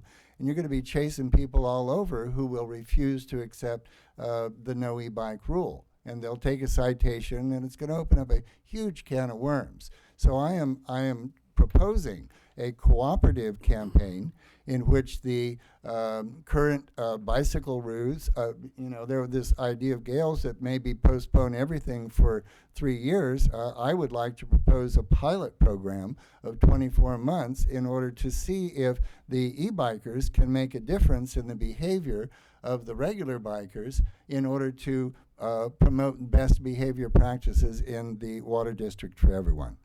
Thank you, Bill. One point of clarification. I think the earlier comment was that some within the mountain biking community might not be in favor of e-bikes. I don't think the comment was the whole mountain biking community. It's the same community. No, it's roughly split. It's the same community. Split. So next up we have Nona and then Peter. Okay. Nona. It's several things to respond to. First of all, Marin Conservation League was founded on the premise that we had most of the lands in the beautiful lands, the scenic lands in Marin County were open were privately owned. Privately owned. The whole precept behind acquiring lands or leveraging, although women didn't know the term leverage in those days in the mid-30s, the whole idea was to hold these lands open for the public. And that has continued to be the premise on which MCL operates. It's for the public and to be enjoyed, and also to protect the habitat that the public wants to enjoy in future generations. So in that regard, in the political process, we regard ourselves as trying to represent the latent majority. Now, the latent majority doesn't show up at meetings like this. They rarely come to meetings, political meetings. But 75% of the people on our public lands generally are on foot. That's a statistic that comes from Marin County Open Space District. So the whole premise that we try to represent, and I really am representing myself. I've lived here for 60 years, but also just the idea that we have these magnificent lands that are open to the public, and they're open to many different kinds of publics, as you have pointed out. Their kids, their grandmothers, their grandparents, their whatever. They're on horseback, they're walking, they're running. And in this, and surrounded by a huge urban area, which brings all kinds of people to enjoy our public lands. We are a magnet for recreation. And in that light, recreation has its impacts. We all have impacts on not just the mountain, but on the open space district that preserves, on the federal lands, on the state lands, and so forth. We all have impacts. But the conflict between two fundamentally different modes of travel, one which can go, is supposed to go only 15 miles an hour, but often goes much, much, much faster than that on all our open space lands, not just MMWD, But that between that and then the slow movers who may go 2 miles an hour, 3 miles an hour, 4 miles an hour, then there are runners in between. That has caused the conflicts. And we've had to learn how to live together. In recent years, the last 4 years, I've been deeply involved in the Slow and Say Hello campaign, and we have talked and learned a great deal about how to work together, how to cooperate, and we feel that it's extremely important, but it's just a limited group of people. We've been funded, let's talk about collaboration and partnerships. All the 4 major land management agencies are all our partners. But they've done sort of different things. We've had wonderful cooperation from the Water District. We actually have the signage now going up in the open space preserves, which I'm assuming that you all use also. And those have beautiful signs that show directions and so forth. There's a real lack of signs throughout Mount Tam, however, that simply instruct people that 15 miles an hour is the limit. 5 miles an hour when passing others, forget it. Who passes at 5 miles an hour? It simply doesn't exist on the watershed, on the roads. Well, maybe slower, going uphill. Right, okay. So anyway, on education, I'm sorry, I'm sort of drifting off here, but on education, yes, I absolutely agree that education is needed right now, with or without the addition of e-bikes. Mm-hmm. So please, if there's any message that gets through our recommendations to the board, it would be that education needs to be enhanced, understood, leveraged. Go to the bike shops, go to the schools, go to the teams, go to everyone to educate on how to behave, how to follow good etiquette, and respect each other and the resources on the mountain. Great, thank you, Nona. All right, on to Peter. Peter. Sam, could I? And Bob. Just a brief specific one regarding the rental companies and the bike shop, and this sort of goes towards education and signage and notice. Although certainly we can't dictate the policies of the private enterprises and etc., but they can have signage that says where they can ride them, and then how they can ride them.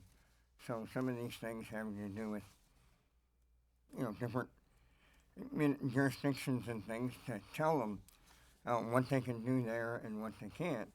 So before people take off or before they make a decision, they can know that, and then that would just sort of be a multiplier effect on some things. And then I guess there was that other little one that I put into one of my inputs, and certainly not something for Marin Municipal Water District, but there are certain of these kinds of e-bikes or different sorts of rental things that actually have GPS and geo-fencing that they cut off, kind of like the shopping cart that doesn't want to go farther than the store, so that they couldn't go on our lands. But we're not going to install anything that's going to make that happen. But I just wanted to say that exists, and there are some people that think that they can make these things operate over a wider area from somebody in Europe had something that they had some balloon, and they were able to limit how far different things, experiment, how far stuff could go from their area. That was an idea. Thank you, Peter. Bob. Just two quick comments, quick for me at least. One of them is on partnership opportunities. Mm-hmm. I strongly favor you all or the staff or someone reaching out to the local high school mountain bike teams. Yeah. We're doing it. I mean, Tails, Tires, those programs are already going. Okay, because I think they would help us monitor trail use. I think, I love kids, but if anybody's worried about people going fast coming down Mount Tam, it's not e-bikers, it's the kids. And I think if we could get the high school teams to cooperate with us and to make clear to them that their conduct is jeopardizing the ability of all of us to use the mountain, and we get their coaches on board, I think you might see a change. We're right there with the coaches already. So Sloan, say hello. Working with the coaches, all the high school teams, Tails and I'm sorry, I'm interrupting. No, that's fine. But Thank you. there's a program. MCBC is particularly involved in this. Marin Horse Council brings the equestrians bring their horses. The biking kids get on the horses, and my gosh, they certainly get a learning exercise doing that. Yeah. Woo. Well, I would hope more of that kind of partnership stuff will go a long way to satisfying people, at least for a trial period. The other thing is I would encourage staff to talk to San Diego County. I've reached out to them. They have a trial 1-year program, and the head of that program reports to me that it's done very well. They have had a minimum amount of problems. They do not open their parks, all of the trails, but they have some of the trails open. The ones around campgrounds, for example, they close to e-bikes. But I think that would be, I would like to reach out, I'd like you all to reach out to the people who have had successful programs to see how it can be done. Yeah, if you can just forward any information to us and contact information. That'd be Okay, great. because ultimately, I think, I hope we could all agree that the problem really isn't e-bikes, e-bicyclists. It's I don't think it's 10 to 15%. I think it's a much smaller percentage. But I would hope the very positive thing that would come out of here is something we can all agree on, which is we need more education, we need more monitoring, and you know, it'll be a win-win for everybody, I would hope. Thank you. Thank you. Over to Gail and then Jonathan. Gail? Well, I did come in being open, and obviously I'm not anymore. Did you get that? You wrote that. I did. At China Camp, obviously, our trails are not wide, and we're inundated by bikes. I would never hike at China Camp on a weekend. I would never hike on Mount Tam or most of the Water District on a weekend because of the bikes. I'm a birder. And it doesn't mean I mind a bike going by me, but a little too much is too much. We have, in terms of education, I mean, we're lucky. All of us at Friends of China Camp are really volunteers, and we have trail ambassadors, and they're out there all the time. They have no authority to cite people, so it's like, you know, well, I'll get up and don't run me over again. And we try and stop them. We have tons of bike groups that come on the weekends and that. I get asked every weekend. I work every weekend at China Camp. Oh my God, where can we go? There's all these bikes, and I'm not saying they're electric bikes. And we only have one trail that you can't go on. So I understand it's different than you, but it's a different. When you go up on Mount Tam and you say you only see a couple people, well, duh, I only go there during the week because I don't want to get trampled by people, actually, you know, whether they're walking, strolling, whatever, or bikes. And so it's different. And our partners are really good. They obey the laws and that, but the other people that come in, you know, whether they're from the East Bay or everything, and here's this, and we have signs, how fast, what you go, and everything. I don't see it being processed, you know. If they're out there, and they're going to do what they're going to do. You don't see it being processed citations? I'm sorry. Well, we can't really give citations because we don't have a ranger. And we'd have to call the sheriff's department or the ranger in, so it's just kind of threat. And I think in terms of enforcement, I see in terms of the water district, the same kind of you're not going to be able to stop anybody and give them a ticket unless you run them down with your truck. I don't think you'll do that. When you say they're not being processed, you mean the people from outside of Marin just don't get it and are doing what they're going to do and not Well, following the rules? inside too, and we do get a lot of bike rentals too, and you can tell. You know, where they're rentals. And when I ask them, too, they don't know what kind of bike they have. They really don't. And I'm like, well, let's go look and see. It's the strangest thing. You know what you're doing, but, you know. 15 seconds. Okay, if you can make it fast. Thank you. I want to do a video of how scarcely used the trails are for those of you who don't get up on Mount Tam a lot. For whatever reason you don't get up there. It is just striking how few people use the trails once you get past the two lakes. Would you say I bet the wildlife loves it, Would you say fire roads? which is part of it. Fire roads I'm talking about. Yeah. Thank That was you. 20 seconds. Jonathan? Okay. One of the most striking conversations I had was shortly after the committee started, and that was with Larry Jimenez. And it was very helpful to hear what you said in terms of degradation of the environment. It was also echoed by some of your statements today, Nona. And so I'm very cognizant of that and really quite concerned about it. I don't know enough about it, and so the reason I got up on a mountain bike was that a few years ago, Don Carney and I were walking up the hill, and this is around the time there's a lot of controversy of the mountain bikers, and all the bikers we saw were old guys, and so we thought, so I got a bike, but I couldn't use it because it wasn't strong enough, and I needed an electric bike, and I've only been once or twice off-road on it, so I recognize their advantage, and I use mostly off-road. I'm very strongly in favor of an education program, very strong education program.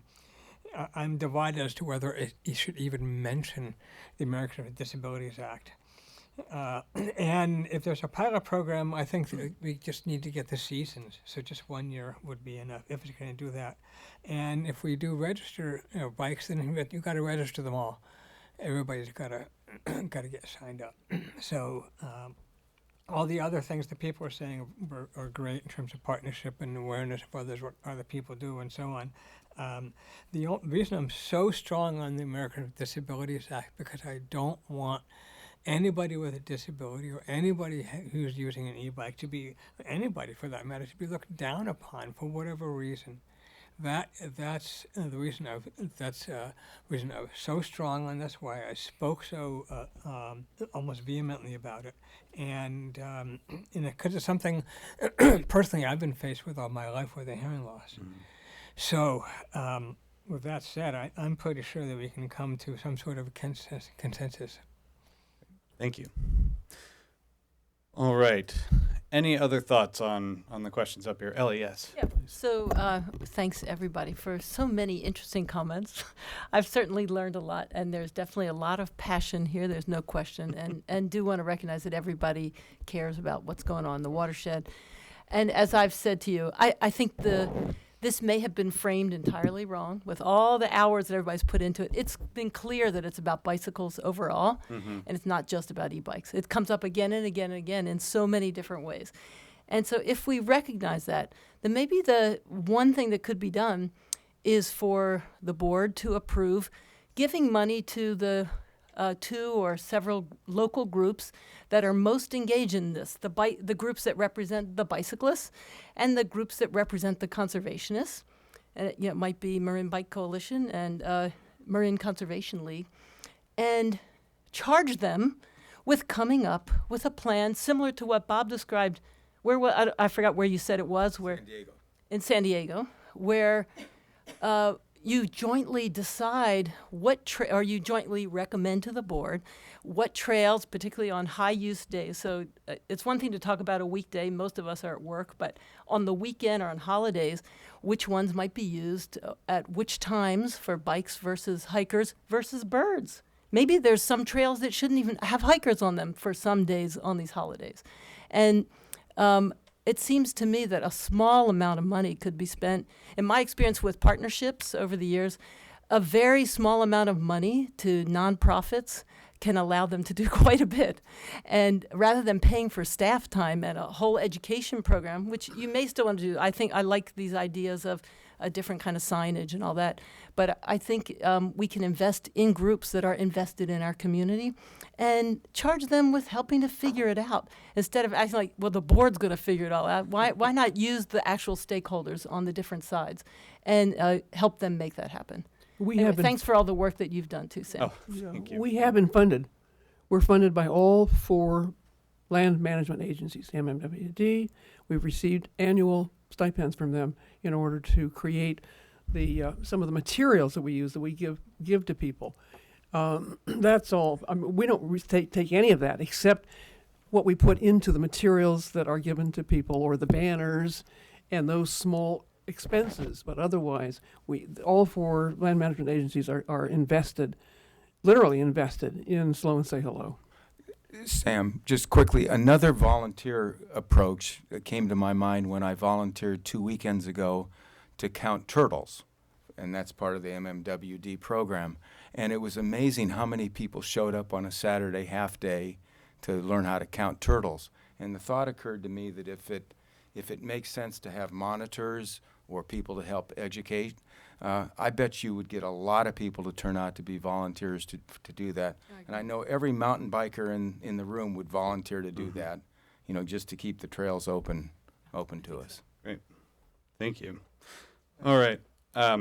Yes, Peter, and then we'll close it out. Just for the discount sign, one random method of reinforcement is on some studies of the dunes of Monterey Bay, when there were still active dune buggies in there. And so what we did to protect the area was we created different pits, and we covered them with seaweed and sticks, so that they would never know that there was a sign that said, "Don't disturb this area," and there was a 3-foot deep pit that their vehicle would go in, randomly. Then that protected the area. You weren't making traps for them, Yeah. Well, we called them. because that is a thing in the East Bay for sure. Yeah. Dune buggy trap. Gotcha. Kill 'em. Thank you. Yeah, that's great. All right. At this point, a bunch of really great ideas. I am encouraged, at least around the education component, that I think we'll have some good recommendations we can develop going into the final meeting. We do want to make sure to leave plenty of time for public comment today, and because we have a couple people online as well, I believe you've received a couple of emails that we'll read out. But at this point, we do want to go ahead and transition to the public comment period. I think we've received 7 of those. We now have 9 comment cards. 9 comment cards. So, Crystal, I don't know, did you want to manage that, or? Okay. So, as we've done at past meetings, for those that are attending in the public, everybody will have 2 minutes each. 2 names will be read out. The first person should come up to the microphone, and the second person will be on deck. After we move through these comment cards, there's one email that we wanted to read out from a participant online as well. So, Crystal? Okay, first up is Philip Pillsbury, followed by Tom McAfee. Thank you. And thank you for your time that you've put into this process. As I look at this, and I've been coming to a number of these meetings, I think there's a lot of consensus that we wouldn't disagree with. First, 70 plus is a target group. We know that. We know that vigorous exercise is a key way to extend life in a healthy way. It's one of the key things we want in Marin County. Second, opening of our mountain to all recreational users has always been a goal of every organization that's part of the mountain. Third, we want to support families. And to the extent that, my grandson can ride with grandpa only because grandpa has an e-bike, that's an important thing to do, and we want to be able to do it. I would caution you as I listen to this and have notes, there are many comments that are not substantiated, not just the battery comments, but comments about being knocked down at China Camp and having to get up again, suggest that bikers are dangerous kinds of people, or the suggestion that there are many people that aren't here, called the latent group. And if they were here, this is what they'd say. Or if they're 10 to 15% or aren't here, or bikers are not enthusiastic about e-bikes, or I've been looking at this mountain for years and I see degradation of the roads. Not one photograph, not one bit of evidence, just outside comments. And so I'm concerned as a citizen that these kinds of comments from people who aren't here, who are being expressed by folks around this board, and I know the Marin Conservation League lady is a proponent of that, I think you have to be very careful not to be guided by that. Thank you very much. Okay, and following Tom McAfee, we'll have Mickey Allison. Hi there, Tom McAfee from Fairfax. I'm just curious, how many of y'all have ever ridden an e-bike? Okay, well, that's a pretty good amount. But I'm here to tell you that e-bikes are a blast. They are just so much fun. They make you feel like you've got superpowers. You can go up any hill you want. You can do anything you want.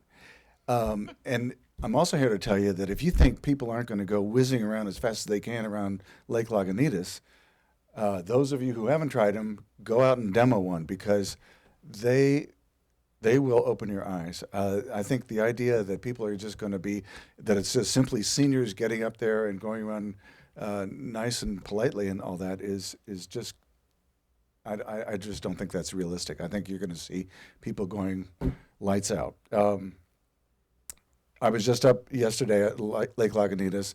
I noticed there were 6 or 7 bicycles that passed us. 2 of them nearly ran my wife and I off the road. We had to jump off. It was frightening. It was dangerous. And one of them came defiantly at us and ran us off well over 50 miles an hour. The other came from behind us without any warning whatsoever. So the dangers are there. I mean, it's specious to say it's not there. Were those e-bikes? They were just regular bikes, and that's the point. At this point, I feel like if you can't even control and you can't enforce the bikes that are out there now, it is ridiculous to even contemplate expanding this privilege, and it is a privilege to be out there. It's ridiculous to expand it to e-bikes, which will inevitably increase the traffic. It's just, to me, it is tantamount to telling dog owners that they can take their dogs off leash and they'll just keep them under voice command. I mean, that's ridiculous, right? So I don't think you people want to be in the position of having to answer the questions of who let the dogs out, because I think that's what's going to happen here. I think we need to remember that this is a wildlife preserve, and one way or the other, we are there intruding on the turf of the wildlife, and it's whether invited or uninvited, we are there, and we need to respect and approach it as such. I was up there. I picked up about a dozen newts. Thank you. Sorry, you're Oh, out I of gotta time. go. Sorry, we have to be Oh, sorry. respectful Okay. of people's I time. could go on, but anyway, I strongly urge caution. Can I just say one thing to add to the enforcement?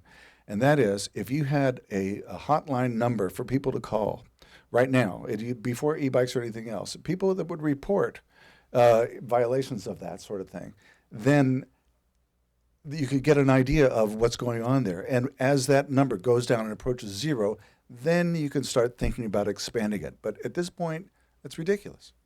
Thank you. Thank you. So following Mickey Allison, we have Deborah Benson. I'm 77, so I fall in the group. I walk. I have 3 dislocations of my right knee. I had surgery. I have no cruciate ligament left to speak of, and I have no cartilage. I have had 4 falls 4 years ago, and all in 1 year. And gradually I got back to hiking, and I'm back on the trails. So, first off, number 1, we are interfering with the environment. Coyotes, animals are shifting. And this is an article that's simple to read, and I give it to you to pass out. Because this is important that we are trampling on it, and they were changing their habits. So they are hunting at night. Coyotes are hunting at night and eating poor quality prey. And that prey is not as numerous as what they were used to be eating. So it has an effect. Secondly, cycling can create brittle bones. My mother had osteoporosis. She broke her hip twice. Once she broke that hip the second time, I was 50 years old. I'd been walking, riding my horse at that point, because I'm a horseback rider and a walker all my life up until that point. I stopped riding and started walking because I wanted to keep my bones strong. There's some articles on that. There are also 2 others about why e-bikes shouldn't be on trail, and it goes in with people getting lost, having incidents, things that might get them in trouble. At 77, I do things like forget my cell phone and leave it at home. I do things like, oh, I took the wrong trail. What happens if you're on an e-bike and all of a sudden you run out of battery because you took the wrong trail. You came into a place where you couldn't get your bike across, so you're lugging it like mad and expending a lot of energy. Then you get onto it again and you have an accident. How are you going to get out? If you're riding alone, you're toast, perhaps, until someone comes along. I think these are serious things, and the MMWD personnel doesn't have time to come, and the manpower to get you out. I am not against e-bikes, but what I'm saying is I have a fear that, and I don't personally want to be on a trail and have to come across someone, even though I have wilderness first aid, but I don't want to have to deal with that. So this is something that does concern me, and I just hope you'll think about it. I like the idea of registering bikes. I like the idea of charging them a fair enough amount of money to do so that you can put up speed cams. Only going off with speed that will capture the license plate that is required, becomes required on all bicycles, be they e-bike or the other, because that will catch them. And I think my time's up. Yeah, thank you. Thank you. So following Deborah Benson, we have Tom Cohen. I agree with Nona that this whole presentation seems pointed to allowing e-bikes with some conditions rather than either allowing them or not. It was mentioned that there would be a small group riding on the fire roads only. I don't believe that night riding is allowed in the MMWD lands at this point. I live on Cascade Drive on a regular basis. There are groups of 12 shouting riders coming down through the Spotted Owl territory, shouting at each other with their LED headlights. I don't think there is enforcement of that. I don't see how you can enforce people on e-bikes to stay on the fire roads. I don't think that's going to happen. There are 3 agencies right now pruning trees in a pretty heavy manner because of the fear of fire. There have been batteries, lithium batteries, that have exploded. The percentages say there are probably not very many. It only takes one, and we're toast. I'd like to know where in the county plan, the ranger's statement that e-bikes are allowed to, with people with disabilities.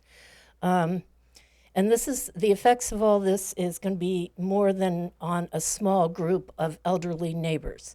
When I live in Fairfax, when Camp Tamarancho opened, it changed the whole fabric of our town. Bike tourism is really big here. As someone said, we're a magnet. And one more thing, I used to climb 1,000-foot vertical walls in Yosemite. I don't do that anymore because I can't. I'm not asking for an elevator. I swim now. I play pickleball. I do what I can. I ride a bike. I have 4 bikes in my garage. I'm not anti-bike. But we need places to go where there's quiet, where there is a lack of mechanization. There are already mountain bikes. And the poor animals, the animals need their quiet places too. Thank you. Thank you. Following Tom Cohen, we have Michael Kelly. I am Tom Cohen. I live in Mill Valley near on Summit near railroad grade. This is old news. I made a presentation to a group very similar to this in this building almost 40 years ago when the first mountain bikes came out. And the horse people said, they're gonna scare the horses, no bikes. And the hikers said, they're gonna run us over, no bikes. And as a result of probably a series of meetings, they passed the rules that are now in effect. Bikes only on fire trails, no single track riding, 15 miles an hour, pass at 5. Those things all work fine.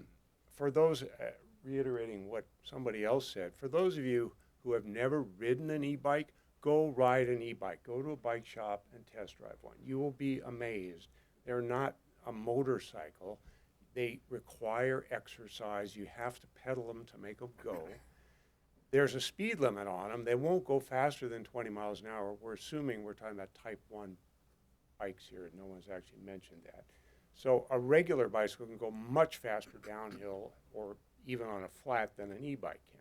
Go ride one and find out for yourself. We've dealt with this. The current rules are pretty darn good. There are people who break those rules, but there are not a lot of them.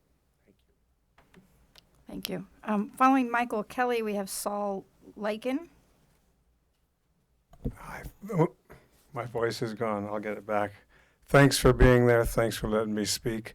It's too short to say all of the things that have to be said. I want to say at the outset, I'm extraordinarily disappointed to see this thing switch over into the anti-bike stuff that we were doing decades ago. I don't want to relitigate that stuff. As this last person said, we've had a lot of hearings, a lot of things, a lot of time together. This was supposed to have been about e-bikes, and I wish it were, continued to be. By the way, on numbers that use the mountains, a lot of us transitioned from decades of riding mountain bikes. I'm 77 also. None of that stuff happens to me, by the way. Same age, but I ride an e-bike. We transitioned to e-bikes. We're not adding to any population of bikes. Okay, now the main thing I want to talk about is I was astonished last meeting to hear our friend Ben talk about recreation on this mountain. Mount Tam has had an extraordinary tradition of recreation. What was said at the meeting is that he was surprised to find that there was no mandate. We thought the Kent family donated the land with the proviso that there be recreation. No, there was no such thing. I asked him afterwards, I said, well, wasn't there a lot of surrounding dialogue about that? No, nothing. And we had a board member say, extensive research. Well, I'm sorry, that's not accurate. I believe, and I have to supply the material, I didn't bring it tonight, and I will send it to the group. The deed that was referred to actually uses the term park. It's true, it does not say in recreation. I believe the deed has the term park in it. But more than that, the charter that came out at the same point in time had a page and a half dealing with recreation. There was a voter-passed mandate. Let's remember that we do have a mandate to supply recreation to our people. And let's have that be one thing that we can all agree on in our work here. Thank you. Thank you. Following Saul, we have simply Bill. Good evening. My name is Saul Lakin. I do work for Specialized Bicycles. You might remember me from the last meeting. As part of my job, I lead the electric bike business in the USA for Specialized. And part of my job is exactly what is going on right now, is to participate in these conversations all across the country. I came here straight from the airport. I did wash my hands, from Austin, Texas, where just yesterday I was having a conversation with a group of mountain bikers about e-bike access on trails. I've had this conversation in Washington State, Oregon, Idaho, San Diego, Massachusetts, you name it, I've had these conversations. And I do want to applaud this group. This Community Advisory Committee is somewhat unique in terms of the way other jurisdictions are going about this process. And there's a lot that you have to be proud of, the least of which is the great diversity of opinions and the fact that the board is very interested in hearing all of those opinions. So I do agree that while consensus would be great, it is important for the board to hear the different opinions that are coming out around this table. It's also important that they hear facts, and there are facts when it comes to this conversation. There are facts about the safety of these bikes, as mentioned. There's facts about where the industry is going. There are many people who have dealt with this access issue and who have allowed e-bikes on their trails and on their fire roads that you could speak to. It's not clear to me that you've had all those conversations or you've invited those people to participate in this committee. That's okay. This committee is about opinions. So I guess I hear this is a special board meeting, so I want to invite the board members who are here to participate in an e-bike demo. I'll gladly supply the bikes. And I want to offer my expertise, as well as not just my expertise, but my network of people all around the country who would love to engage with the board in this conversation, because I have no doubt that the board is interested not only in the opinions of this group and the various people who get to speak for 2 minutes at a time at these meetings, but also the facts of the matter and the facts of e-bikes on trails. So thank you very much. Thank you. Following Bill, we have Larry Minikis.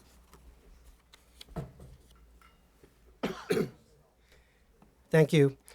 I've attended several of these meetings now, and in each meeting I'm coming away still a bit confused with how the dots are connected. the problem dots with the solution dots, and what kind of evidence or lack of evidence is used to support decisions. The two issues that seem to come to the forefront are those of environmental damage and crowding. It's been said over and over again, there's no data on e-bikes, so other things are used in, words are put in place of e-bikes to what I think is a bias towards why we shouldn't have e-bikes, and I think that's unfortunate. There is no evidence. I do suspect it would be pretty easy to find evidentiary data on damage caused by horses and dogs, but I like horses and dogs, so I'm not going to go there. The only reasonable thing to do, and I'm going to turn around and speak to the board if I may, if there is no data and no knowledge, have the courage to have a trial period so this vacuum of evidence can be replaced by some knowledge so informed decisions can be made. Regarding crowding, on what basis? What metrics? Clearly the only solution would be to ban everyone from your lands. Hikers, horses, dogs, children, misbehaving wildlife. I don't think you'd have a happy community if that were to happen. And I suspect if that were to happen, many people voting one way on this issue of banning e-bikes, which is what I think the issue is, would vote very differently on banning everybody. But yet there seems to be this arbitrariness of who will allow and who will not allow. So my final comment is a plea to please have the transparency and the honesty to connect reasonable reasons for reasonable decisions. Thank you. Thank you. Following Larry Minikis, we have Matt Adams. Good evening, folks. First, let me correct something here, Bill. The reason we have so many places to ride in open space is directly because of MCL, because of the work that MCL started in 1934. So to make a statement that we are holding it for ourselves or for a small group is just utterly incorrect. And then, Robert, you made several incorrect statements. In fact, people do carry invasives along trails, and there is plenty of evidence to support that. Except for the three of speakers that came up here, there was no discussion about wildlife. This entire discussion tonight, with few exceptions, it's about people. It's been about people, but we're not talking about the resource. And this is the same, I'm bringing up nearly the same subject I brought up last time when I spoke here. And the first gentleman that spoke made the statement that no one showed any evidence of anything. Well, let me show you a little bit of evidence. Okay, this was during the warm days. This is a small ringneck snake, roughly about 6 inches long, probably a newborn, run over by a bicycle. Then on Friday, I was also removing newts because the newts came out finally. And I removed 3, moved them off to the side, bicycle came past me, went around the corner, and I ran into this poor creature. It had just been run over. And what happens is that they do a U shape when they first get killed. Okay. The frames move. Back to the snake. Went back. Hello? I knew it would do that. Well, here, there you go. There you go. Okay. And no one, these cannot speak for themselves. That's why it takes us, all of us, to speak for these creatures. Someone has to come up here and say, look, we are talking about increasing recreation blindly with no research. We don't know what the impacts. I don't know what the impact is to these creatures. None of us know. We need to know these things before we increase any sort of recreation. And in terms of trial period, we've had a 45-year trial period here. We've seen the damage. What we don't have is studies to back up that trial period. That's what's missing. Thank you. Thank you. Okay, Matt Adams. Hello, everybody. My name is Matt Adams. I live in Fairfax. I also am one of the owners of Mike's Bikes. I've been speaking at these meetings regularly. It's clear to me that the committee has all made up their minds, so I was hoping to speak to staff and to the board that all of the Sentiment generally against e-bikes seems to be bikes in general, and to remind us that we're discussing really the difference between mountain bikes and Class 1 e-bikes that have limitations placed on them. So everything that we've been hearing is fueled by anti-bicycling sentiment, but the purpose of the decision right now is to decide whether or not all of these riders in this room can continue to ride Class 1 e-bikes in place of the acoustic bikes they've used to ride. It seems unfair to discriminate against them because of a general anti-bike sentiment. There was one comment about the fear of the future. We do have the classification system. We're talking about Class 1 e-bikes, so maximum power, maximum speed, all of the things are already defined. So if those are what's regulated, and that seems to be what is passing and being allowed on trails across the country, the industry is not going to make bikes double the power that are not going to be able to be ridden anywhere. So those safeguards are in place by allowing Class 1 e-bikes. And if anything, there's a trend to reduce the power and reduce the range and reduce the weight of e-bikes. That seems to be where things are going. So the fear of the unknown future is misfounded. Thank you. Thank you. And then we have one more, Peter Anderson.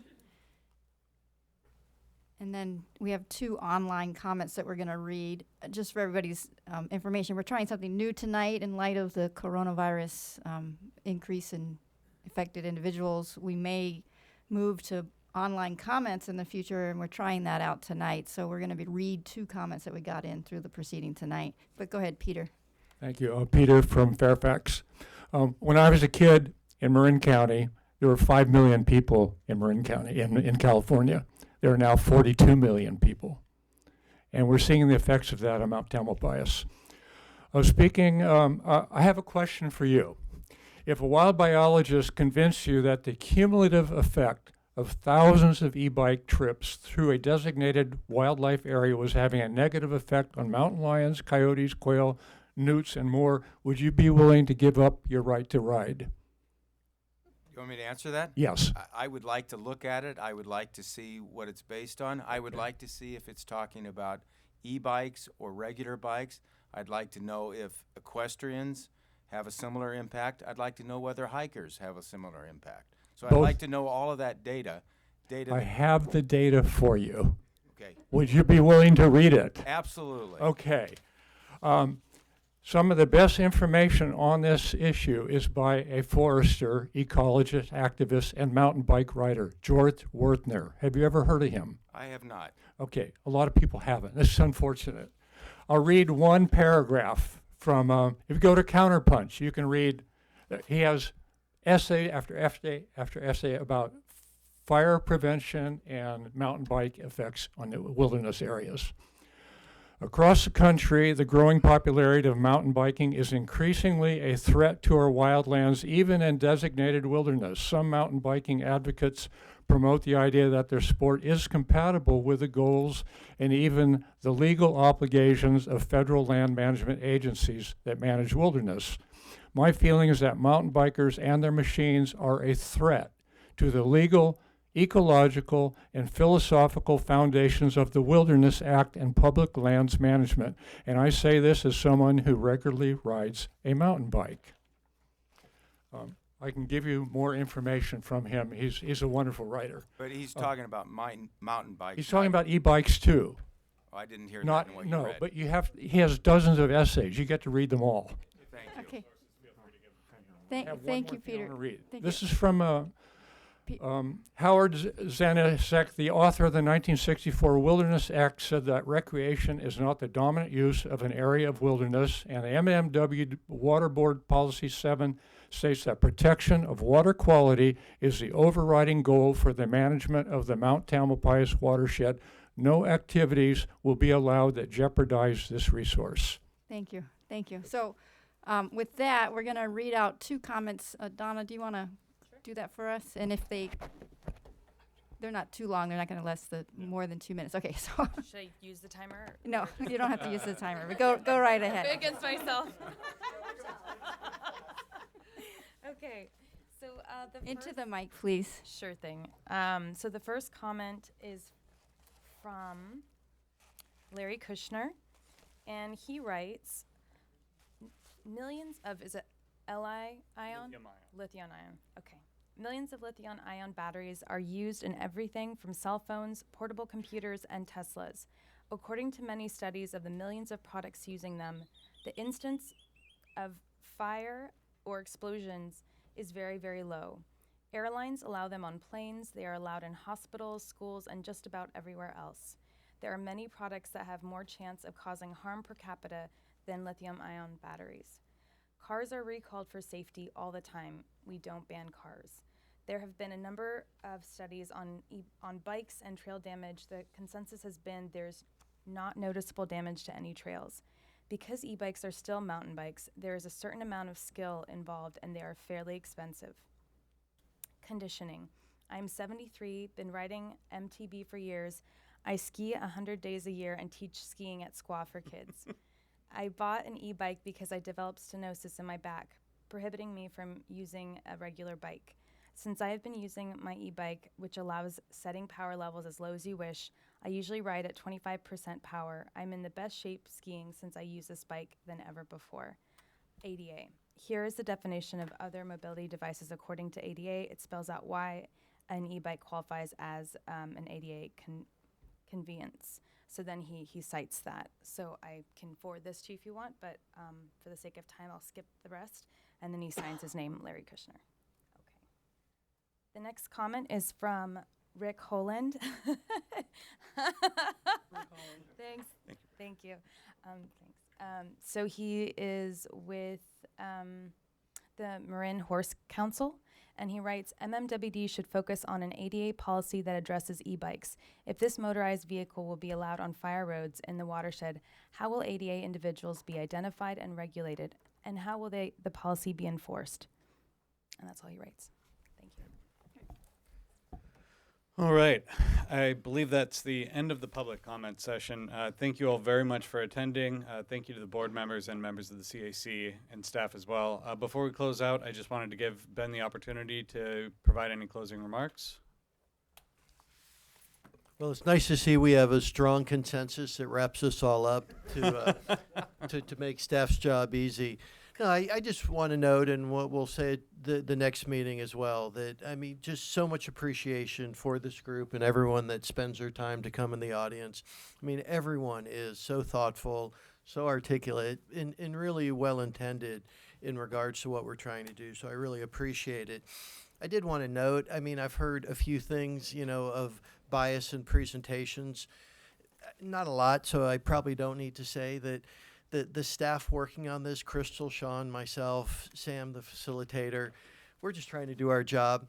And we're addressing this like we're addressing fire protection, like we're dealing with coronavirus potential scenarios. Just, you know, one big complex issue, trying to synthesize it, bring it to the board for their consideration and move on to the next one. This is a big one, but we're going to get there. But look forward to the next and final meeting, and thanks everyone sincerely for the time and effort and energy you've put into this. Thank you, Ben. Yes, Ellie. I think it's, you might say highly likely that our next meeting, we will not be able to meet in person. And so just if that is the case, are we prepared to meet by Zoom or some other way for at least the members of the committee? I think it's a good question. I think staff has to think about that.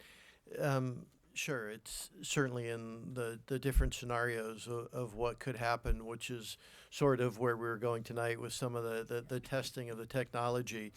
I think given where we're going to be, of all the meetings, it would be the most amenable to it, in that we're going to have a draft report, taking comments and that sort of stuff. So we're wrapping up, you know, the input in the process and then reacting to the draft itself. But there'll be more to come. It's a fair comment, and, you know, we'll let the conditions kind of dictate that.